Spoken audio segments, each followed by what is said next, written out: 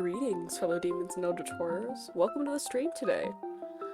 Let me turn the music down a tad, cause then I'm gonna turn it off altogether, cause the game we're playing today, has some lovely music. It's very, very good. Every tab closed. Okay, there we go, we're good. Alright. So yeah, today we're playing an itch.io game called Lookouts that I have played before, and I love it.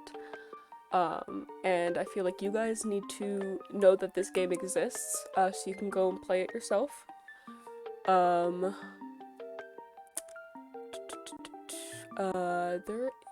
should pull up the freaking actual itch.io page, because I have it downloaded.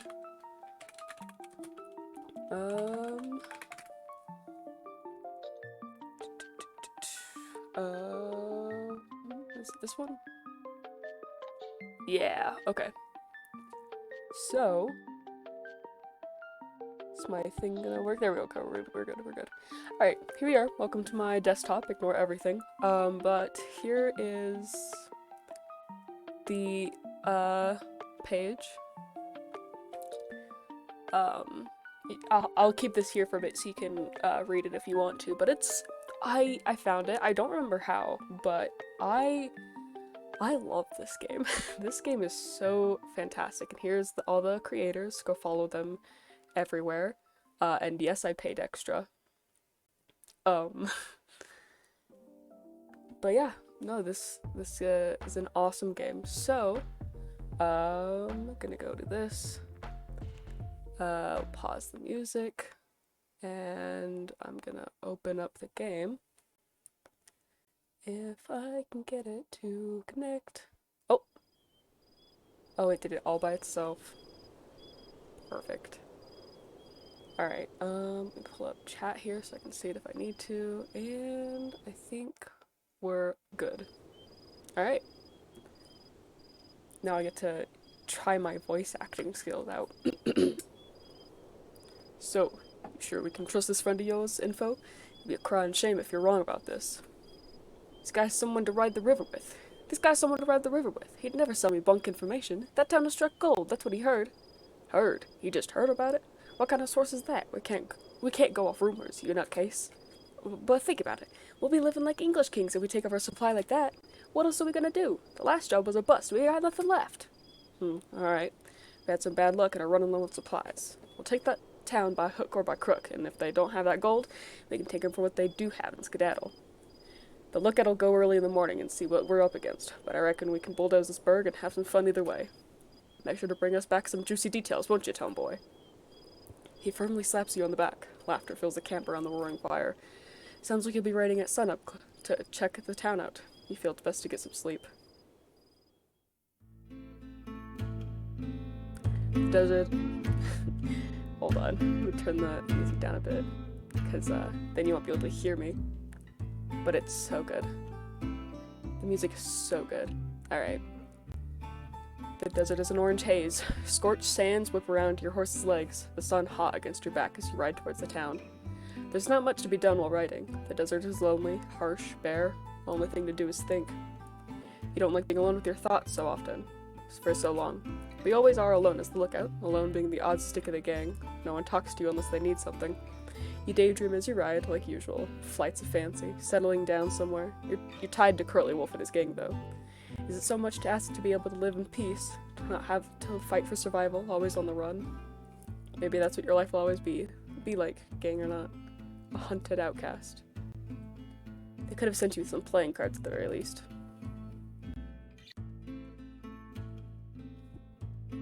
You come to an outcropping near a cliff. Tying up your horse, you approach the edge and see the town come into view. A nicer front to your town, small but clearly bustling with people. White painted signs on the wooden buildings glint and bloom in the midday sun. You can't see much else from way up here, and you turn to go get your binoculars. You open your saddlebag and pull the metal binoculars out, brushing it against your poncho to dust off the lenses. Turning back to walk to the edge, a figure suddenly rounds the corner of the large rock you've decided to set up camp under. Caw! Out of instinct, your hand snaps to your holstered gun and pulls it, trained squarely at the head of this new person. The bird, who seemingly came from nowhere, looks at you, clearly just as surprised and out of sorts from your own presence. He shifts backwards, eyeing your hand on your gun.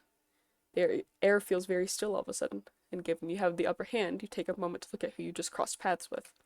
He's definitely an outlaw like yourself. A rugged beak shining in the sun centers a face you admittedly find charming.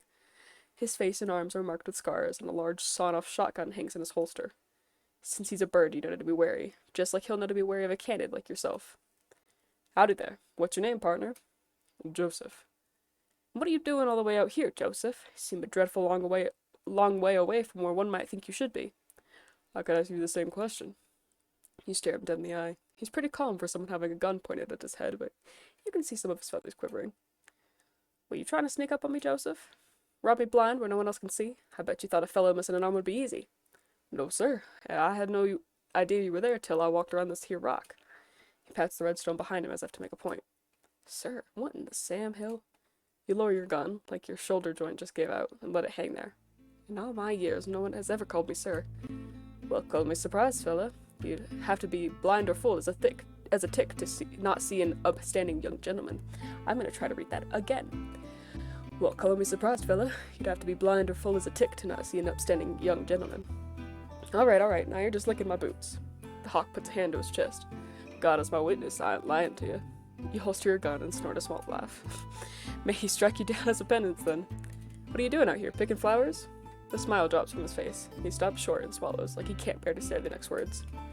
I'm part of the Black Vulture gang. I'm on lookout here to survey this here burg. It's very forward of you, considering I just had a gun pointed your way. I'm part of the Curly Wolf gang. I'll be damned. You boys have been all over the West. What brings you right here? Much the same as you, I would imagine. Rumors of gold. You'd have it just right. Well, I can imagine what my boss might want me to do, coming across someone who's sticking their beak in our business. Joseph tenses up, feathers ruffled. He understands full well what you mean, conflicting interests and all. But he's not here. It would be a real waste of a good bullet to use it on you. Is that an insult, or are you trying to make a mash on me? The small jibe is enough to make you stop talking and search for the binoculars you threw at when you pulled your gun, turning your face away to hide the blood rushing to your cheeks under your dark fur. You dust the binoculars off again and walk over to where Joseph is standing, his eyes keenly trained on the town. You don't know binoculars then, huh? No, sir. These eyes can see all the faces of those people down there, no problem. Sir, again. Maybe it's just a habit of his to call people that. Say, why do you keep calling me sir? I ain't your boss. You ain't just that much of a polite suck-up? Costs nothing to be kind on the trail, I found. What do most call you then?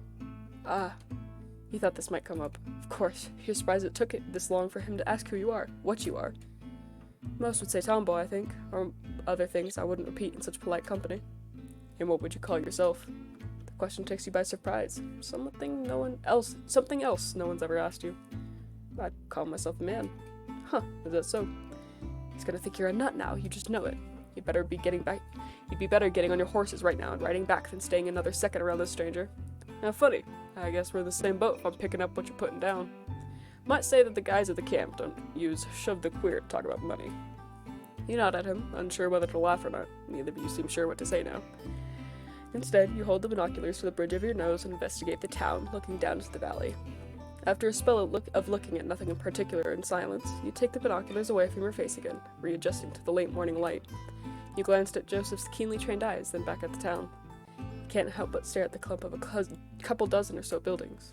You couldn't help but think about the real people's lives going on down there every day. Deaths and celebrations, harvests and prayers.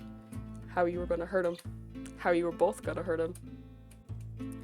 I don't get it. Joseph's voice snaps you out of your staring. Why would Black Vulture want to come here? There's nothing here. No mines in use, no bank, and they sure as hell ain't rich by the looks of things. Maybe they struck a new vein. This is a miner's town after all. But you're right. There's something strange going on. Well, two sets of eyes are better than one, right? You want to work together? You watch my back, I'll watch yours. Deal? A huge feathered hand shoots out at you in expectation. You look at his face, and you both lock eyes for a moment. You're not sure what, but there's something in his eyes that makes you feel seen. Being looked at rather than through.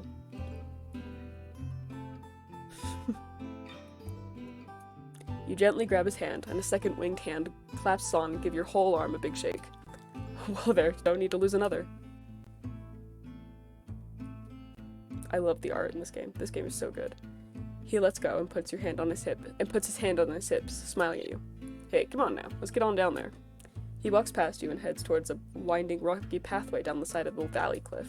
You take a moment to look at the town again, walking along the cliff edge to catch up with Joseph, wondering if he could see how red your face had been under your black fur. Clambering down the cliff face, the shade of the valley is a welcome change after your long ride in the sun. The climb down is quiet, only a few grunts and gripes, a couple voices of concern from Joseph you quickly waved off. You both approach a wooden sign you spotted a little ways off, swaying in the desert wind. It looked relatively new, a board hanging on 2 chains, a word carved into the wood. Can you read it? There was only a single word, but you couldn't piece together quite how to say it. No. Ah, well, I'm sure someone will tell us. You notice some familiar smell drifts on the wind as a gust blows through the town past you. Tobacco smoke, whiskey, stewing meat from somewhere. Reminded you of the camp. Walking more to the town, you get a better look at the buildings that were just dots up on the cliff. There was a saloon at least, seemingly one of the older buildings in the town, as well as what you guessed was a sheriff's building, although the sign outside looked to be busted up. Everything else you could see from here seemed to be houses and whatnot. Leftovers clearly made by miners, not built to be sturdy or last long, but had been fixed up to be livable for folks. Clearly the people here like this place, and if they get a whiff of why you're both here... Alright, partner, I say if we get given any evil eyes, we hightail it out of here. Ain't worth getting shot in a place like this. Sure thing, we got each other's backs, remember? You nod at him. We best get talking to people, daylight's burning. Oh, here comes someone now. Sure enough, you see a short figure approaching you from the sheriff's office. You hear the pound of a cane on the dirt as they limp towards you with a vigor in their step. When they get closer and the haze of the desert heat obscures them less, you see a smartly dressed old lizard standing before you both, cane in one hand and a metal flask in the other. Howdy, fellas. I'm Sheriff. Welcome to Clemency. A pleasure to meet you, Sheriff. He gave the lizard an expectant look, waiting for a name. My name is Sheriff. Just Sheriff, that's all you need. And what do you call yourselves? My name is Joseph, and my associate here is... He gestured toward you and turned to look at you, a subtle panic running across his eyes. You realized, just as he realized, you never gave your name. We're gonna stick with Robin, because it's the canon name of the coyote here. I'm Robin. Pleasure to meet you. You said this while looking at Joseph, resisting the urge to wink at him before looking back at Sheriff. Also, pause. If you hear squeaking in the background, my dog has his toy. So that's what that is. So, what brings you two to our fine town? We're just riding through. Needed a rest stop. Is there a problem with that? Joseph nudges you with his elbow a bit, glancing at his eyes. You can tell he's saying, don't be so rude. No, not at all. I'm just the closest thing we have to a welcoming committee, and it's always nice to see some new faces all the way out here. How long will you be staying? The saloon has some rooms if you'd like to stay the night. That's an awful kind offer, Sheriff, but we'll be gone before nightfall. At least that's the idea. Maybe we'll like this town so much we stay. Joseph and Sheriff both chuckle in Sheriff's eyes. Well, you boys let me know if you need anything else. I'll be at home most likely. Will do. Yep. With the tip of the hat, Sheriff turned and started walking back to the building at the end of the road. With the lizard out of earshot, Joseph turns to you. So, partner, what's our plan? You look around the town for a moment, surveying the handful of people walking about, talking to each other around their houses, taking in the warm wind blowing past you with a deep breath. We get talking to folks. And what? They just run their mouth about all the gold they found? No, but I reckon a town this size, if they've struck something there will be a buzz about. We ask them about themselves, about the town. Someone will spill sooner or later. Alright then. Well, I got a pretty good peep at the place on the way down. We got a saloon just here, and we got some sort of town hall on the far side. And we got sheriff's station at the end of the road by the looks. Where to? Let's go saloon first. Let's check out the saloon. I reckon if anyone knows anything about these rumors, it'll be in there. Alrighty then. Walking through the doors of the saloon, you're hit with the very familiar smell of tobacco and alcohol hanging in the air. A couple patrons drink and talk quietly in the corner, not taking any notice of you two. You see a dozen or so tables, and looking up there's a second floor with the rooms Sheriff mentioned. Howdy there! Your attention is grabbed by an excitable and friendly voice coming from a short bird standing behind the bar, who is now grabbing a couple of glasses. My name's Bartholomew. What can I get you fellas? He started wiping the glasses expectantly, glancing between you both as you walked the few steps from the doors to stand at the bar. I'll get a beer. Alright, and you? I'll have what he's having. Yep, coming right up. He set the mugs down and disappeared through a door behind the bar into a back room. I don't have any money on me, Joseph. Don't worry about that. It's on me. He pat you on the back with a big wing a couple times, but withdrew his hand when he saw you wince a little. Sorry, was that too hard? No, you're fine. You hadn't winced for pain, you just weren't used to someone touching you, like that at least, friendly-like. Bartholomew reappeared with 2 glass bottles, tipping them into the mugs with satisfying glugs before taking a couple coins from Joseph. Thank you kindly. You both take a sip. Joseph seems to enjoy it, but you find it a bit more bitter. You try not to pull a face. Not like it? You smile weakly. Not my thing. Noted. He winks at you, and you feel your cheeks redden a little. You both keep drinking while the bartender busies himself behind the bar. The saloon is quiet. A piano sits gathering dust in the corner, seemingly untouched for many moons. Wind whistles through a gap in the saloon doors, carrying the sound of desert insects. Slow day, huh? You look up from your drink and see he's looking at the bartender, who doesn't seem to have taken any notice. He glances at you both and realizes rather sheepishly he is being talked to. Beg your pardon. Slow day? Nah, this is about the usual. Gets a lot more lively in the evening when the sun goes down. Everyone comes here to take a load off. I don't know why I'm giving him, like, an accent. So you know everyone here pretty well, then? Well, of course. Not exactly a big town. We're a pretty tight-knit lot here. Well, why is that? This is a mining town, right? These places usually explode with people. Well, I can't say I know much. He looks oddly unsettled by your question. How long you lived here for? He perks up again from whatever you said that troubled him, the brightness returning to his voice. I'd say somewhere close to 8 years. That's a darn long time. Yeah, I suppose it is. What made you stay? Never mind staying. How'd you even find this place? I've never even heard till we stumbled past. Bartholomew's cheery smile dropped a little, morphing into something more wistful, like the face of someone looking at an old, now bittersweet photograph. You boys ask a lot of questions, don't ya? You and Joseph look at each other for a moment, expecting the other to say something, but nothing comes out. I don't mind. To give it a fair shake, this town ain't the most exciting. It's nice to talk to new ears that ain't tired of my squawking already. He gives a little half-hearted chuckle.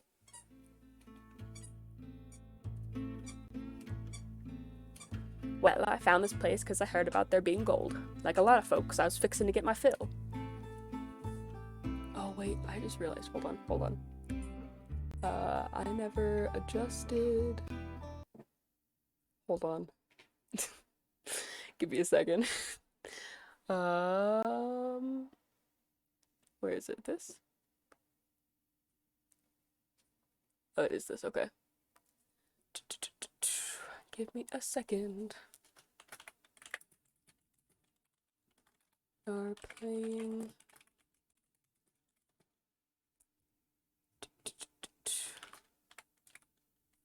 How do you spell it? itch.io. That's not a dot.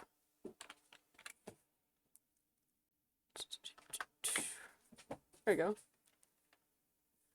Alright, here we go. You and Joseph both lean in a little at the mention of gold. Sorry, I'm gonna break everything again. You and Joseph both lean in at the mention of gold. My fiancé was running away from home, and I was going with him. Thought we'd go out west and make for a fortune.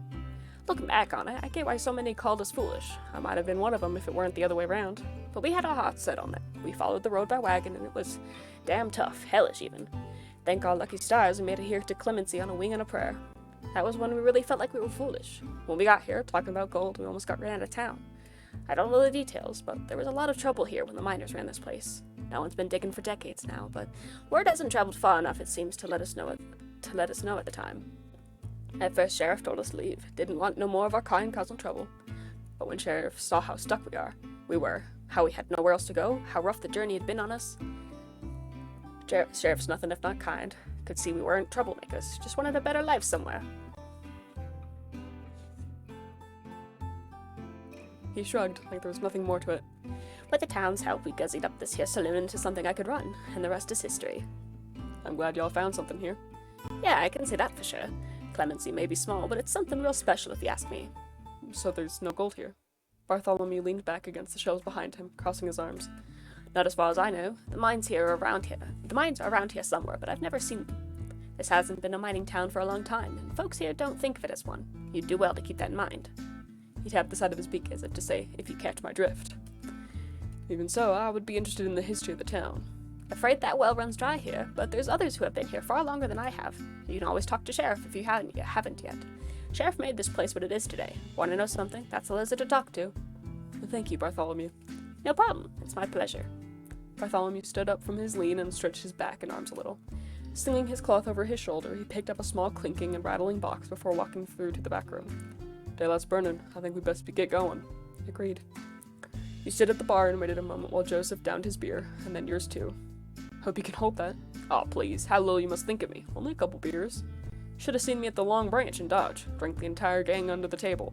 You can't help but smile at his cockiness, unsure whether to believe him. You briefly think back on the times the gang had gone to the bars. You're always told to stay outside, don't wander off. A dog on a leash, waiting for master to come back. Staring into lamplit streets and hearing the braying crowds all around you, drunken strangers, enjoying each other's company as much as their liquor. At first they told you it was dangerous for you to stray too far. Then they started telling you to stay outside after you'd beaten the teeth out of a guy in an alley who you knew had been staring at you. Couldn't have you causing them needless trouble. Off so soon? Bartholomew re-emerged into the bar, looking expectantly. Well, don't be a stranger, strangers. You're welcome to come back later when the bar is more lively. My husband would love to meet you both. The casual lilt of his words caught you off guard, and you think you see Joseph stumble a little. Failing to get any words out, he just tips his hat, and you both leave the saloon, stepping back into the dust and dry desert heat.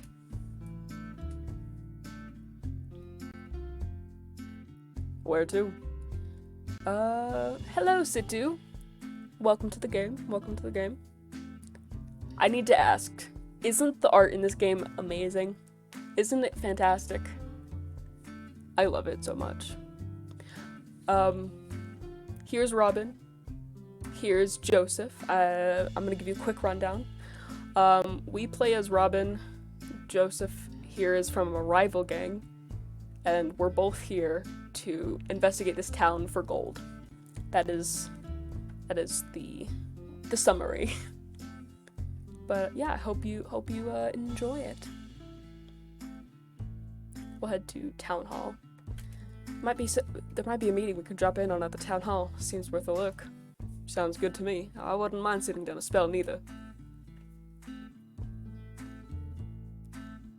Both start walking to the outskirts of the town, weaving between the clumps of houses and down the dirt banks. You keep walking on a flat stretch, smooth and compacted from the frequent travels of people.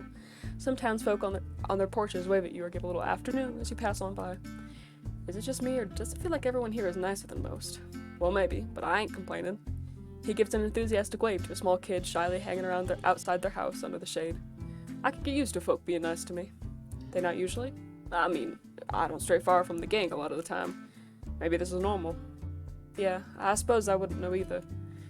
You arrive at the large wooden building you'd been heading towards, noting how similar to a chapel it looked. Joseph walks up the small steps and opens the door with a rattle, opening it up for you. Thank you kindly. He follows you into the short, darkened hallway, closing the door behind him with another wooden rattle. The meeting hall is fairly large and simple and bright. The wooden walls are varnished and gleaming from the ample sunlight filtering through the arched windows. Rows of benches line the aisle, half facing away and half facing towards you on each side. Sitting on a nearby bench, turned away from you, is a hunched figure in black. Hearing you come in, the figure jumps to life, rising from the seat. They turn to you both, revealing themselves to be an elderly tortoise, holding a small book in one hand. Do my eyes deceive me, or do I see new visitors to our town? He walks with the characteristic slowness of someone his age and nature down the aisle towards you both, but with a sprightly spring into his step. He tucks the book under one arm and extends both his hands to shake hands with Joseph and then you. Welcome to Clemency, and to our meeting hall. I'm Jacob, and what might your names be? I'm Joseph, and this here's my associate Robin. Pleasure to meet you. I assure you, the pleasure is all mine. It has been a good while since we had fresh faces around here. Now you'll have to excuse me, but I have some business to attend to quickly. Feel free to sit and pray here till I return if you so wish. Before you can ask any more questions, he shuffles between you both and out the door. You and Joseph look at each other quizzically, sitting down on the nearest bench together. What did he say? Sit and pray here. That's what I heard too. Is this a meeting hall for prayer? The meeting house of God? I don't get it. You can't help but smile at his musings as he looks around the room, looking into the rafters of the ceiling before turning back to you. You lock eyes with him, staring into the honey gold and brown streaked rings of his keen gaze. He smiles at you coyly and looks away, readjusting in his seat. You realize you are both holding your breath. You sit up on the bench more too. The hardwood at your back reminds you of church days. All the fuss and protest against your mother about your Sunday best. You don't miss the frills and laces at all. You do miss singing hymns with her. She had a beautiful voice. I don't remember the last time I prayed. Don't cross my mind very much. Can't say you're missing anything. All the good it'd do you. Not a believer? I don't want to blaspheme, but God's done a whole lot of jack squat to help me all my life. Don't really feel like praying to someone who doesn't care about me, or anyone like me for that matter. Which is why I wouldn't have pegged you for a devout man. Joseph laughed a bit, almost mocking the idea. No, I don't think anyone could accuse me of that, not with some of the things I've done. But I still pray. Only the Lord knows if he's listening, but it helps remind me that what's important to me. A lot of the time I just pray for family, hope they're doing fine. I hope they are too. There was a momentary silence between you, like the subtle shift of coals in a long-burning fire, now snuffed by the door rattling open again. You look behind you, and sure enough, it was Jacob shuffling in. He grabbed a broom and briefly swept some dust he'd tracked in back outside before closing the door with another rattle. Forgive me for the delay. I hope I haven't kept you too from your business. Don't worry yourself. We're doing just fine here. He leaned into it and nudged you playfully. Good. So, how may I help you, gentlemen? The word catches you off guard a little, the way it trips off his tongue so easily, no big bitterness or mockery. Joseph seems to stall for a moment before a little wry smile returns to his face. He adjusted in his seat and turned to Jacob, who had now taken a seat facing you on another bench. Well, we're just passing through, but I'm curious. You mentioned something about prayer? Well, yes, of course. You must forgive me. I'm clearly far too used to the usuals of the town. His slow drawl of words is comforting, like being told a long-worn story by a grandparent. This is a meeting hall for friends, Quakers, if you will. We're a largely Quaker community here in Clemency. Quakers. Oh yeah, there's a lot of you folks over in Pennsylvania and the likes, ain't there? Yes, indeed, that's true. In fact, this is where I hail from, but I must admit there has been a long time since I last visited. Sorry, I've got to say, I'm at sea here. I've never heard of Quakers. Can't say I'm much more enlightened myself. I don't know nothing about them. You both turned to Jacob expectantly. Well, that's the simplest way I can explain our beliefs. He fell into deep thought for a few moments, eyes staring into the middle distance before coming back to life. We believe that there is that of God in everyone, that we all have the inner light that guides us. We don't perform sermons or sing hymns, instead we pray in silence together. There are no guidelines as to what you should do, other than try to connect and listen to the light within yourself. We also very strongly believe in pacifism and do what we can to promote peace, denouncing all forms of violence and the degradation of our fellows who walk the earth with us. It's important to respect the light of God within everyone. That's certainly how I see it. That sounds nice, but, well, things don't often work that way, in my experience. Jacob smiled wisely, politely having heard the same sentiment many times before. Yes, there's certainly some that adhere to it more than others in town here, but it's always been an important tenet of our community. So everyone in this town are Quakers? Well, yes and no. Many of us are, but some of us more so just adhere to the same principles and ideals of non-violence and so forth. Quakerism isn't enforced, but it binds this community. Huh, interesting. What about old Sheriff? What about Sheriff? With the pacifism and whatnot. Doesn't seem like that'd be easy. Oh, well, yes, I can see how you might suppose that. Sheriff cares about keeping the peace, but isn't solely responsible for it. We all are. It's what made this town so easy to keep going. Me and Sheriff see eye to eye on many things. So you and Sheriff have been here a while then? Did you found the place or something? You'd have believed it by the tortoise's age. He could definitely be as old as this town. Ha, no. You flatter me, for I'm not quite that pioneering, but I have indeed been here for a long time. If you'd indulge me, I could tell you a little of my story. Please do. Jacob nodded, again drifting off into thought for a moment before coming back with his words.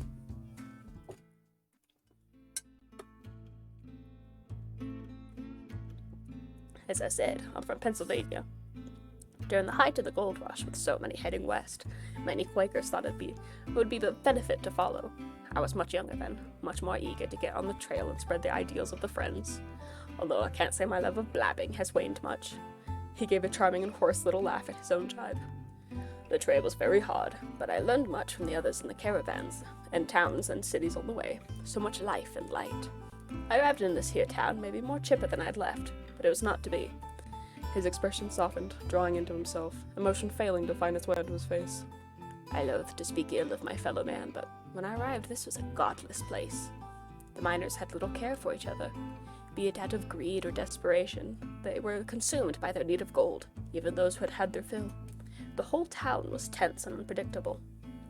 Arguments, even violence, would erupt whenever something valuable turned up. A new vein, gold in the river. They'd do whatever they had to get what they wanted. The nights I arrived, they told me of the so-called savages that used to reside there. Very little makes my blood boil, I tell you boys what, but the way the miners talked about all those Indians, how happily they told me the stories about the way they drove them out. Unspeakable things, things I dared not and would not want to repeat to anyone.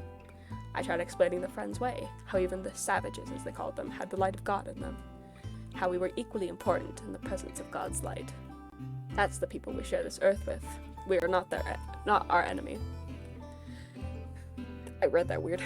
They had no care for my explanations. They had no care for the needs or lives of others than themselves. It made me wonder how Quakers packed had convinced people of the of the evils of slavery, of the importance of peace. I don't know why I choked on that word exactly.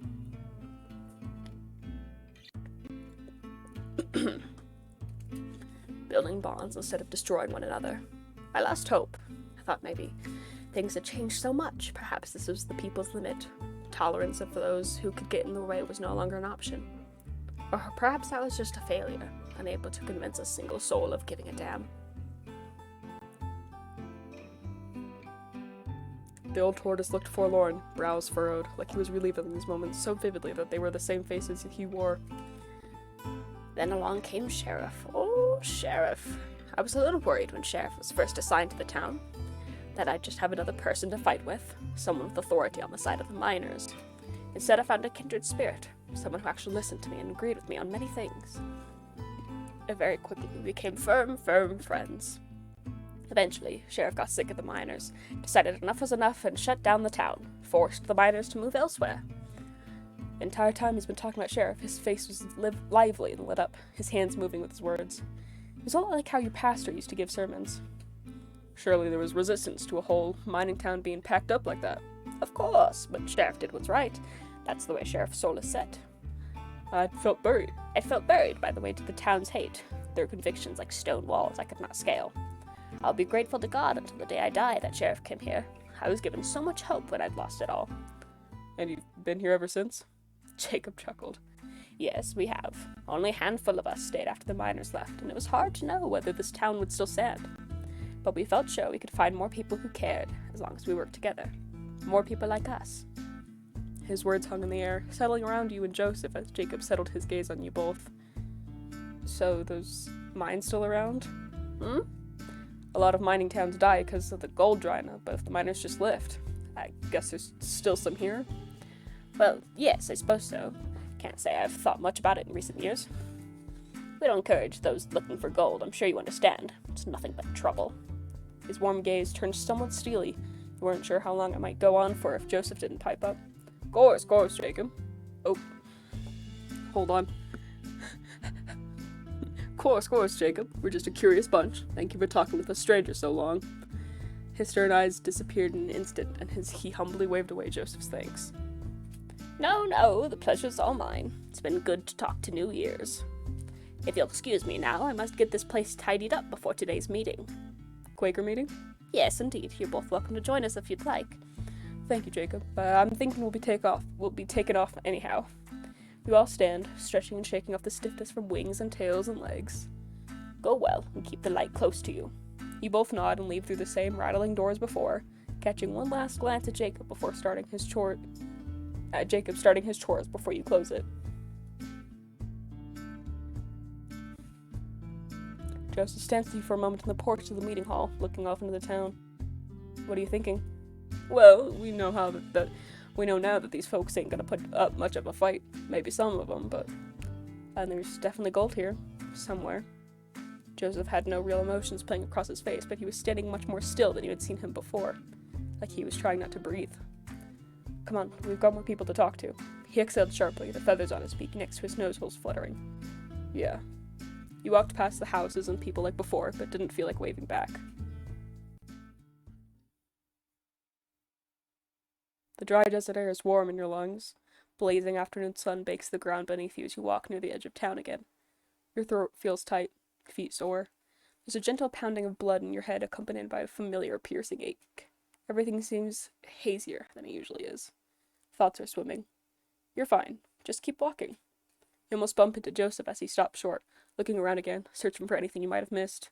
You look as well, but the sun seems too bright somehow. You look down at your feet to shield your eyes, staring at the tiny dunes of your footprints in the dust. Alright, so where to now? I think there's only one place of interest left. You heard what he said, but it didn't quite stick with you. Yeah, sure. Should we get going there then? Again, hearing, but nothing stays. Your thoughts feel like they just caught fish wriggling from your hand.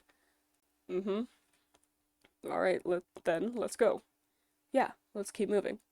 Joseph starts walking away and you follow. You try to follow. Your feet move, but they don't land where you want and you stumble a little. Joseph looks around at you as you stand there, staring at your feet again. Hey, what's the matter, partner? I feel a little dizzy. You doing alright? Didn't say anything. He placed his hands on your shoulders and twisted your face to look at him, looking down into your face. Yeah, you look a little sick there. Let's go sit down a spell. He started walking with a hand on your shoulder, guiding you over to a ledge with a shallow drop you could both sit on and hang your legs over. You feel better sitting down, more stable.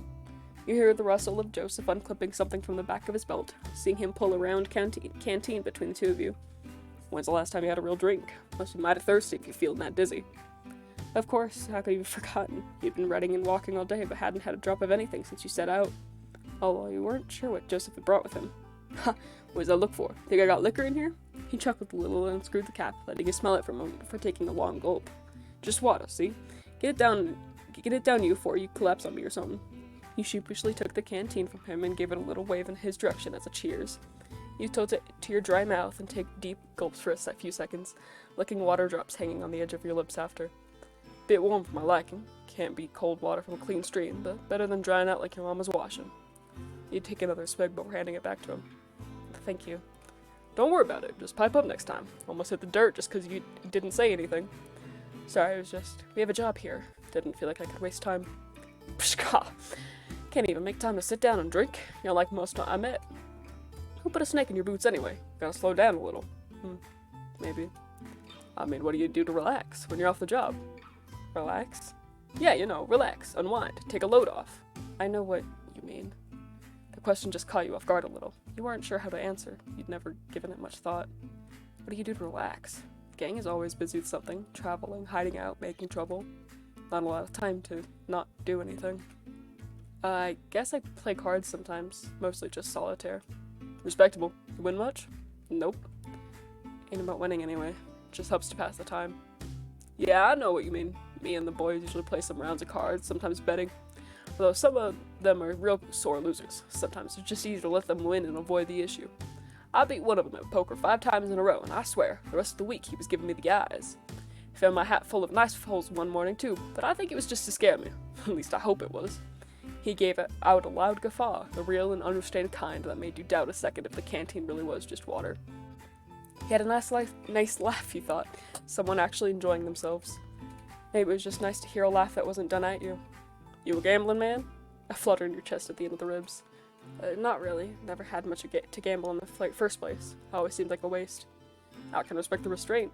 Don't always have to be about money, mind you. When I was younger, me and my papa used to...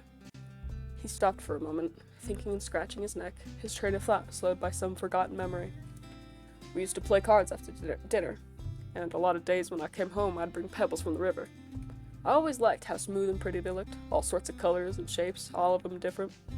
We kept them on the mantelpiece, and when we played cards we'd bet with them. He always won, but it was too much fun for me to ever be mad. I think he did let me win though, when I was betting big and was going to lose one of the rocks I really liked. He always knew which ones were my favorite and never wanted to see me cry. Can't think of any other reason he would have lost to me. Suppose I ought to thank him for teaching me. You weren't sure what to say, so you just gave him a soft smile. Family could be so complicated. You didn't want to say the wrong thing. Oh, you know what? He dug into a pocket and produced a tattered-looking packet in his hand that you recognized to be playing cards. How about some Vintinoon? You played that before? And then we can bet with the... He twisted around himself, looking for anything he could use as stand-in betting chips. You saw his eyes settle on a small pile of rocks for a moment, but instead noticed a stray feather, barely holding onto the back of his hand. He plucked it and placed it between you both, twisting how he sat to face you better. We can bet on this feather. We'll do a first to 5. You get it if you win, I'll keep it if I win. You swiveled yourself around to sit cross-legged and face him. Didn't know you were so desperate to gamble you'd use your own body. Hardy har, just thought I'd be more interested in rocks. Oh, well, I thought you were a rock lover, Mr. Rock Collector. Take them on the open road, your own little rock circus. A regular Barnum. Joseph couldn't help but smile, even through his fake pouting at your teasing. I don't know if J.H. Burnham has quite the same ring to it, frankly. J.H.? Yeah, as in Joseph Harrier. My initials. Oh, of course. So, do you know how to play Vinton? So, this is just blackjack, so, yeah, I know how to play. Right, let's play. Like I said, first to 5 wins. Alright, so, we want to make 21, so we're gonna stand. We've got 15, 18, boom. That's 1. So we got 13, we'll hit. 23, dang. Okay, 12, hit. 14, hit. 24, dang it. Alright. 16, hit. Stand. 14, 21, of course. 19. Look at these cards, by the way. They look great. We'll stand. 13, 15, 16, 26. Alright, we won. 12, hit 22. Dang it. 14, hit 15. Hit 25. Sorry, Bucko. House always wins, eh? Oh well, it's still a game of luck at the end of the day. Well played, sir. He picked up the feather, but to your surprise, held it out to you. Here, take it. But you won. Well, I don't have much use for a stray feather, do I? Got plenty of them anyway. You keep it. I won the first time I played this, and I didn't know what I was doing, and now I lose. Just bad luck. You took the feather in your hand, twisting the smooth quill back and forth a couple times between your thumb and forefinger. It was thin and tapered in the color of coffee. Thick, uneven stripes of cream white ran all along it from the middle. Thank you, Joseph. Don't mention it. He pocketed the feather carefully. We should probably, get back to it. Long as you're happy too and can stand steady, then I'm ready. Then I'm ready to. You swung yourself onto your knees and stood up with a sprightly jump. Alrighty. Let's get a wiggle on. Yes, sir. Hold on, give me a second.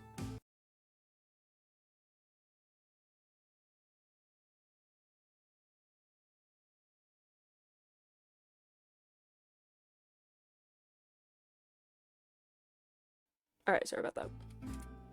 Sheriff should know something, surely. Yes, sir. I doubt we're the only ones who've come looky-looing before. And Sheriff did say to come find him if we needed anything. You walk the same direction you saw Sheriff leave, down toward the closest edge of town, through what might be considered the main street where this town bigger. Sheriff's office is modest, one of the smaller buildings in town, a short square stone block with barred windows and a lopsided brown wooden door. As you get close to the squat building, Joseph slows down and raises an arm to your chest to slow you as well.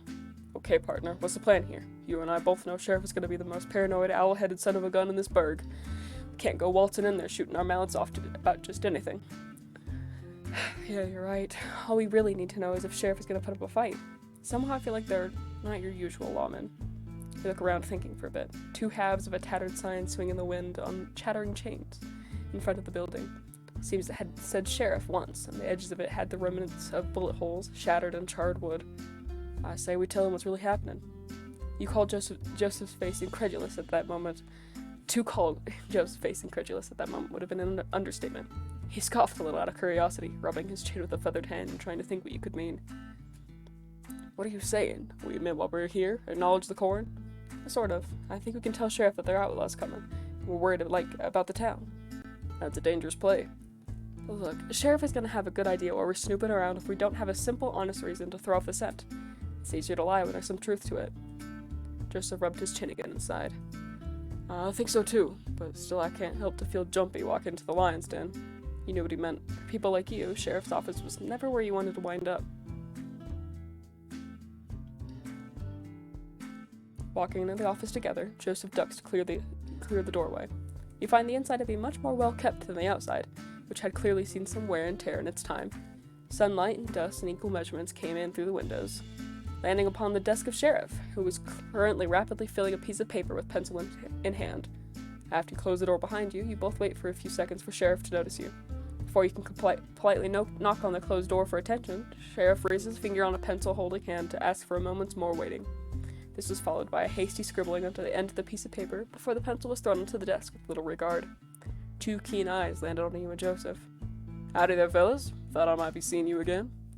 "Howdy again, Sheriff. Now what could I be helping you both with today?" "Oh, well." Joseph turned to you, locking eyes. You saw the slight wild panic of someone caught in a trap and looking for a way out. Do you protect this town?" Sheriff looked miffed, unsure how to respond, like someone had just asked if the sky was blue. "As much as anyone else who lives here, yes." "Well, what does that mean? I thought you were a lawman." Sheriff regarded you with some annoyance, still seemingly puzzled over what you were asking. "I think I see the confusion here. I'm not a lawman. In fact, I'd say I'm not a man at all, or a woman." Sheriff kept looking at you both, trying to gauge your reactions, whether you could be trusted, you guessed. "My name is Sheriff. That's the moniker I've chosen, and I ask you kindly to refer to me as so or not at all." Joseph tipped his hat politely. "Not a problem, Sheriff. You run this town, then?" That would also be a no. I'm a founder, you might say, but I don't solely run this town. You boys are asking some real strange questions. Is there something I ought to know? Joseph had faltered, and now you did too. This isn't what you had just planned. You were just saying the first things that came to mind, fixing on Sheriff with a calm pair of eyes, but a shakiness in the knees. Maybe you hoped Sheriff would say something that would change things, change what you were both there for. Before you could fall over, Joseph placed a hand on your shoulder, and you tensed before he gave it a light squeeze, stepping in. "We heard from some other fellows on the trail that there were outlaws coming this way even." I see. Well, you boys shouldn't worry. We know how to run them off before anything starts." I clicked. "We know how to care for ourselves in clemency. We don't get trouble around here often, but we make sure to run them off before anything starts." "So you've been here a while, then?" "Yeah, ages." "How'd you end up living here anyhow? What's the story? You said you're some kind of founder?" "Don't get it twisted now. I'm not really a founder. Well, it's hard to explain. I used to be a marshal. Got sent here 30 years ago already? And you liked it so much you stayed." Joseph gives a little belly laugh, but Sheriff's is much more half-hearted. "No, well, I wish I could say things back then were as good as they are now." Sheriff stood up, grabbing the cane by the desk, and that thumped softly as Sheriff started pacing a little through the small office, stretching stiff legs. "You boys know this used to be a mining town, right?" "Of course." "Well, I used to be the lawman of this mining town. Greenhorn on their first assignment, trying to keep the peace here. What a joke. The miners had it out for each other. There was nothing but bad blood and gold fever. I learned it all too well during that time what it looks like, gold fever in the eyes, and what people will do to satisfy it. That town was a constant powder keg, and I was only one marshal. Felt like there was nothing I could do. Felt like I needed to do more. I needed to do something to calm the place. I asked the marshals who sent me. They don't give a hoot. If anything, they tell me to keep hands off, let them figure it out themselves, shoot them if they step too out of line. That never set right with me. If there's something you should know about me, it's about how I can conduct my business and take care of this town. It's that I care about justice. Real justice. Not the justice others suck up to, claiming to care about. I learned very quickly that the law is not about real justice." Sheriff punctuated those words, said with such fire with bangs on the cane of the floor. "I like the art style. Right, Infernum Hell? It's beautiful. I love it so much. The law of the marshals is not the justice I recognize. That's why I took on the name Sheriff. I wanted the name for myself. They didn't deserve it. Strange, I know. Thank the Lord, much good he's done me, that I met at least one like mind in that town."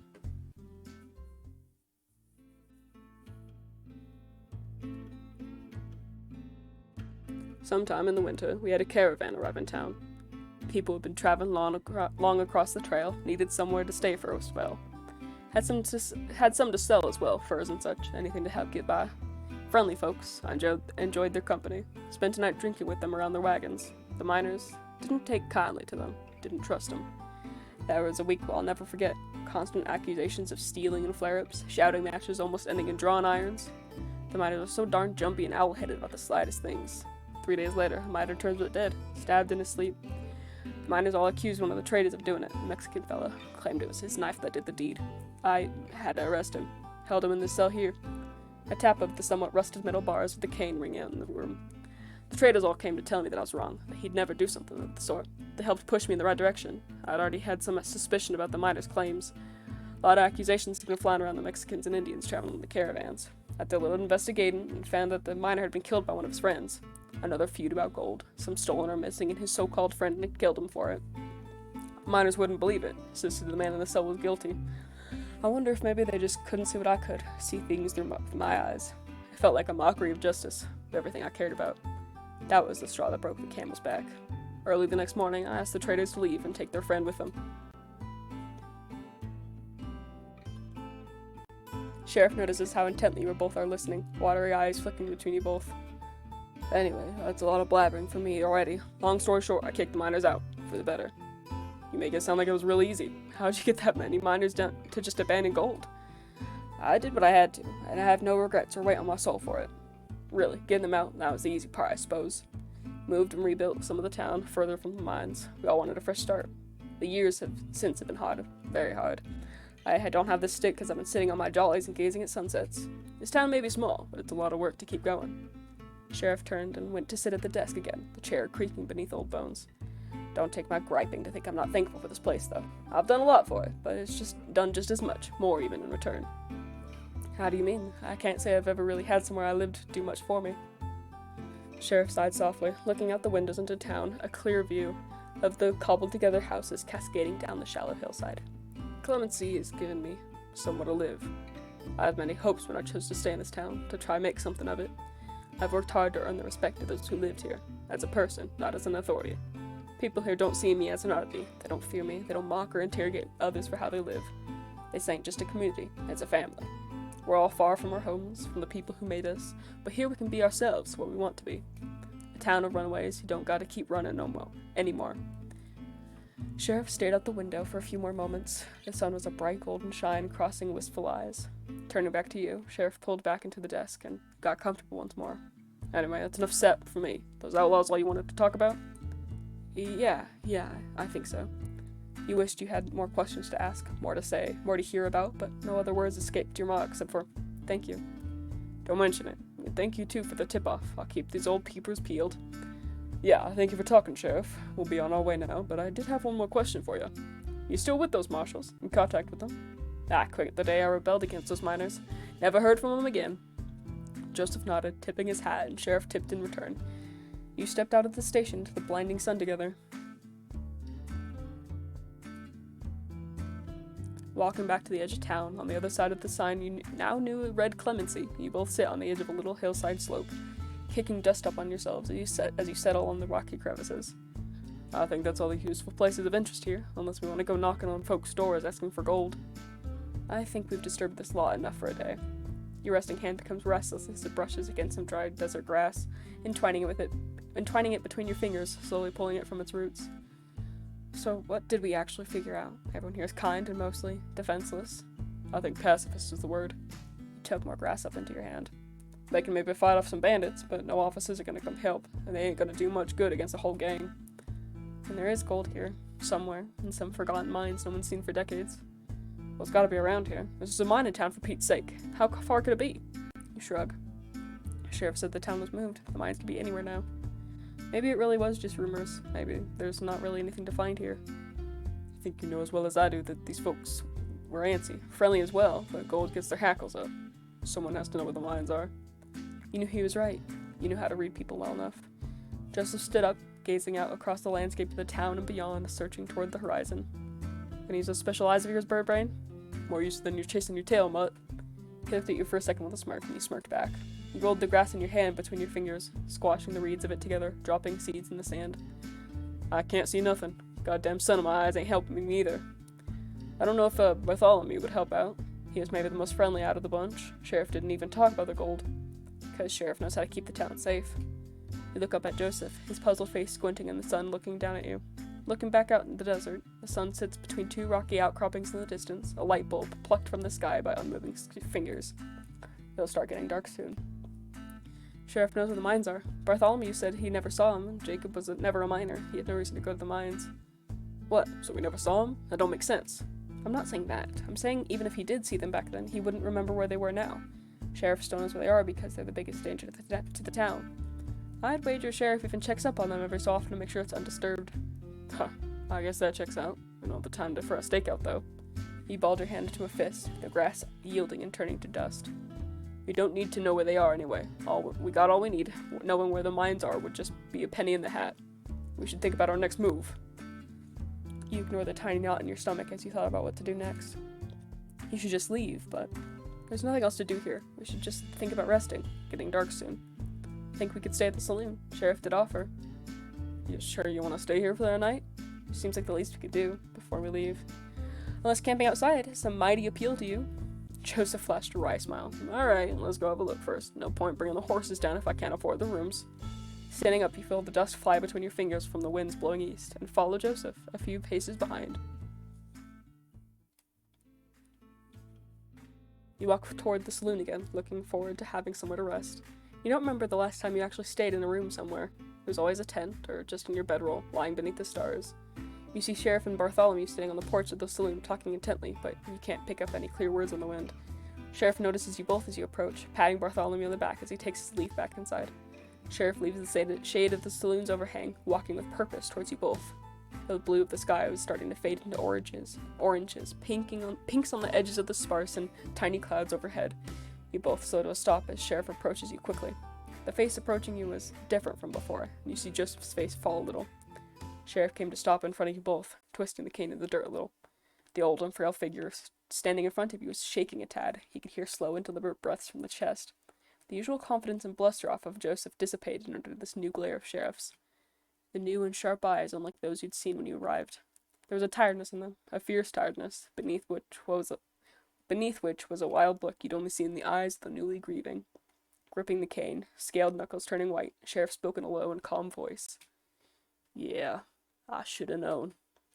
Thought maybe I was wrong this time. Y'all seemed so, I don't know, like you should be here. Even so, I knew there was something off with what you were asking. Is, everything alright, Sheriff? We were just going to see if we could stay at the saloon. Sheriff slammed the cane into the dirt with such force you feared it might crack the earth beneath. You know damn well things are not alright. I had a little chat with my friends around town, talking about the newcomers, what they'd been asking about. Just passing through town, give me a break. Should have known it was too good to be true. I know when I see the gold fever in them eyes. We're not here to cause trouble, Sheriff. We'll be on our way tomorrow morning. Really now? Well. Sheriff reached a free hand behind you and pulled an old revolver to point it at you. I'm gonna say this. I'm gonna say it once. I made a promise to protect this town and the people who live here. That I would do what was right by them. So both of you are gonna turn tail and leave right now, and you never come back. And if I ever see either of you heading this way again, I will shoot you dead before nary fur nor feather crosses that town line. You stood still next to Joseph, a small fear of walking taking hold of as you feel like the wind might knock you off your feet. Understood, Sheriff. Joseph started walking away, not stopping for you even as you stood there for a moment longer just to say one word. Sorry. You knew that didn't make up for it, but it was all you could muster from your tight throat. You turned quickly and walked away after Joseph with your head down, staring at your feet as they rhythmically sped one after another through the dust tracks of a town you couldn't come back to. The climb back out of the valley is quiet. The wind was the only noise to reach your ears, no words coming to pass between you and Joseph. Only the occasional meeting of the eyes when he turned to make sure you hadn't fallen behind. Those eyes, that face you'd grown accustomed to so quickly to having at least the hint of a smile resting, was devoid of much emotion at all. He wasn't thinking about it, you felt, but to not think about it meant to not think at all. And so he didn't, his limbs carrying him up the path, but no one was home. You understood, of course. As much as you'd like to not think about it either, you couldn't ignore the small dread in your chest. Like it was in the cavities of your insides, seeping around and between your organs, a creeping tar. Not a suffocating tar, just making you feel heavy, dense. If you stopped walking now, you didn't know if you'd start again. The sun was starting to dip into the horizon when you reached your original meeting spot at the top of the cliff. Both your horses were lying in the long shadows of some rocky mounds, your own shadow stretching across the sand as you go to tend to them. You both hauled your bedrolls off and started to unpack them, giving the horses some water and sorting through your belongings. Still without a word, a camp for the night quickly formed between you as you worked. Joseph had brought a thin metal stand with him to hang the cooking pot over and gently tossed you his book of matches as he erected it. You struck the match in a familiar fashion, placing it in the middle of a dried assortment but blowing gently to encourage the shy flame. Lifting your head back up from the budding fire, Joseph was having a little issue getting his stand. His face was still the same neutral, empty face from before, and you noticed a little catch on a joint that hadn't flipped properly. You brought your hand to flick it out the way. Either the lurch of the stand falling into place or the momentary touch of her hand against his seemed to jolt Joseph out of his listless state. Thank you. A smile, just a small one, a weary and wary one, had returned to his face. You were glad to see it again. It was enough to make your chest a little lighter, the tower receding just a touch. With the fire lit, a modest plume of smoke started billowing into the sky and scattering into the fading sunlight. Joseph got up momentarily to rummage in one of his saddlebags, coming back with a tin and some bundled cloth. I've got some beans, some salted pork too. Not sure what you got with you. Oh, right, yeah, hold on. You had plenty of water still, and if he was propping up the bulk of the meal, you had some molasses to add too. He brought them both over and let Joseph, sitting on his bedroll he'd laid out now, take the reins. It wasn't really a two-person job. With the beans gently cooking away now in the pot, he sat there, lazily stirring it with a spoon. You grabbed your bedroll and laid it out on the opposite side of the fire, squatting and dropping onto it with a thud, tucking your legs towards you, resting your head on your knees, holding them in your arms.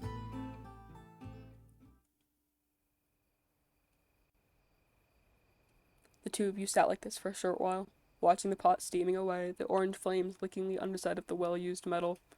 You found yourself thinking about what happened in Clemency without even realizing. The pang you felt in your stomach when Sheriff knew why you were there.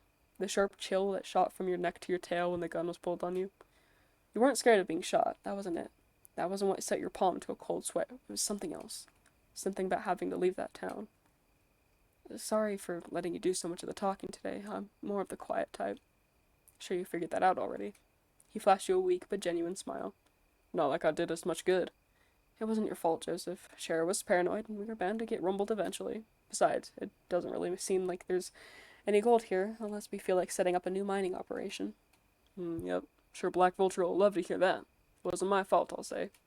He sighed, a sharp, exasperated exhale through his nose holes, one knee of his crossed legs fidgeting and bouncing as he stirred the pot. You were a little taken aback that he seemed to be mocking what you said. Maybe it just wasn't what he wanted to hear right now. Still, you understood his frustration. What would your bosses think? What if we told them what this place was like? Would they even believe us? Sorry. You were snapped from your thoughts by his apology, a slightly guilty look on his face, knowing he must have seen that he hurt your feelings a little. You're right, it's not my fault exactly, but hell, this is a mess, Robin. His fidgeting was spreading, playing across the feathered fingers of his wings, his face and eyes, his knees again. Like a ragtime tune was playing out across the inside of his body. What's he like? Black Vulture? He's, His breathing was ragged, too. You got onto your knees and reached your hand onto his that was stirring the spoon even now, but a gentle but firm grasp, stopping its motions. Your eyes meet over the cooking pot. He looked like he was seeing you again for the first time in a long time. The shaking in his hand came to rest and relaxed its vice grip on the long spoon as you held each other's gaze. Let go. I'm here. It's all right. He nodded a few times, taking his hand away and resting on his haunches, stretching his legs out. A few moments passed as Joseph regained his calm, laid-back demeanor. One leg still bounced a little, a quick rhythm, tapping a dance-hall tune. The sun was almost gone now, the last dregs of its light in this desert turning everything in the distance a single dusty red. You could see the stars now as you looked to the sky, the light continuing to fade. More and more points of light dotting their way to the east. You turned your eyes away from the sky when you heard the sound of a penknife flicking open. Oh, don't mind me none, just doing a little preening. He started taking the knife gently to his wing, very gently. He seemed to be scraping away older feathers, while also opening new pin feathers scattered across the wing, in motions almost like shaving. Forgive me if I'm talking out of line, but why don't you use your beak for that? Ah, well, Mama always told us you don't use your beak for things around anyone other than family or lovers. It ain't polite. He seemed a little sheepish admitting it, like it was an uncommon quirk of his family. You asked about Black Vulture, yeah? Don't you know the stories already? Yeah, but those are just stories. I know what it's like riding with someone with a few tall tales trailing behind him.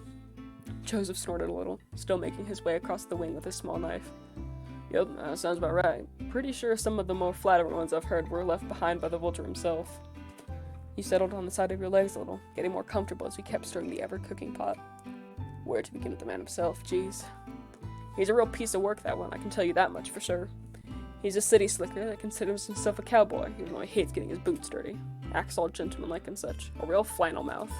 He'd trim the pants off you if you had something you wanted. Then when he's got what he wants, he jabbed the knife towards you pointedly. He'd stick you in the back and twist it hard to hear you cry. He turned the knife back to preening. He's a terrible shot, too. There's some stories that he could shoot the cap off a bottle without spilling it from 50 paces. But he ain't the sharpshooter, never. He's almost as bad a shot as me. Got someone else for that. See, that's how you run in this posse. You make yourself indispensable. He tapped his knife on the ground for the word to make his point. His gang is on the smaller side, but they're plenty loyal. They need to be. There can't be anyone else. You're loyal, then? On the eyes, I'm useful. I get on good with a lot of them, and Black Vulture keeps me around, win-win. You understood what he was saying, what he meant, what he really wanted to say. You understood how it felt to be under that kind of looming shadow. No one for miles around, but don't say anything, just in case. You'd seen what happens to other people. You both had, for sure. Joseph was as far from a greenhorn as could be. He swapped hands and started the knife on his other wing now. So what about Curly Wolf? You said there were plenty of tall tales about him. Split fair with me. You didn't look at him when he asked you. He kept looking at the pot, peeking over to check the beans. This looks about done to me. Joseph stared at you for a moment when you did meet his eyes, and then closed up his knife, kneeling over to look with an approving whistle. Yeah, looks it to me. He laughed a little as his stomach gave a hearty growl, fetching the bowls and holding them while Joseph served you with a big slopping portion. Night had come now, and you both gathered a little closer around the fire and moved the pot to stand to the side. You could hear him easier now, with it out of the way. See him, not hear. With the pot lifted, the fire rose, dancing in the wind, sometimes hazing your view, the blur flitting in and out as you glanced eyes while you ate. Believe it or not, I ate the cookie back at camp. Someone else got that privilege. He was clearly joking, but the beans were some of the better you'd had. I never would have guessed. I don't cook that often, but I make some mean donuts from time to time. Oh, do you now? I'll have to try them then. I hope so. It was so selfish to ignore his question. Say nothing about Curly Wolf. So rude of you, you weren't raised like this. You couldn't, though. Never.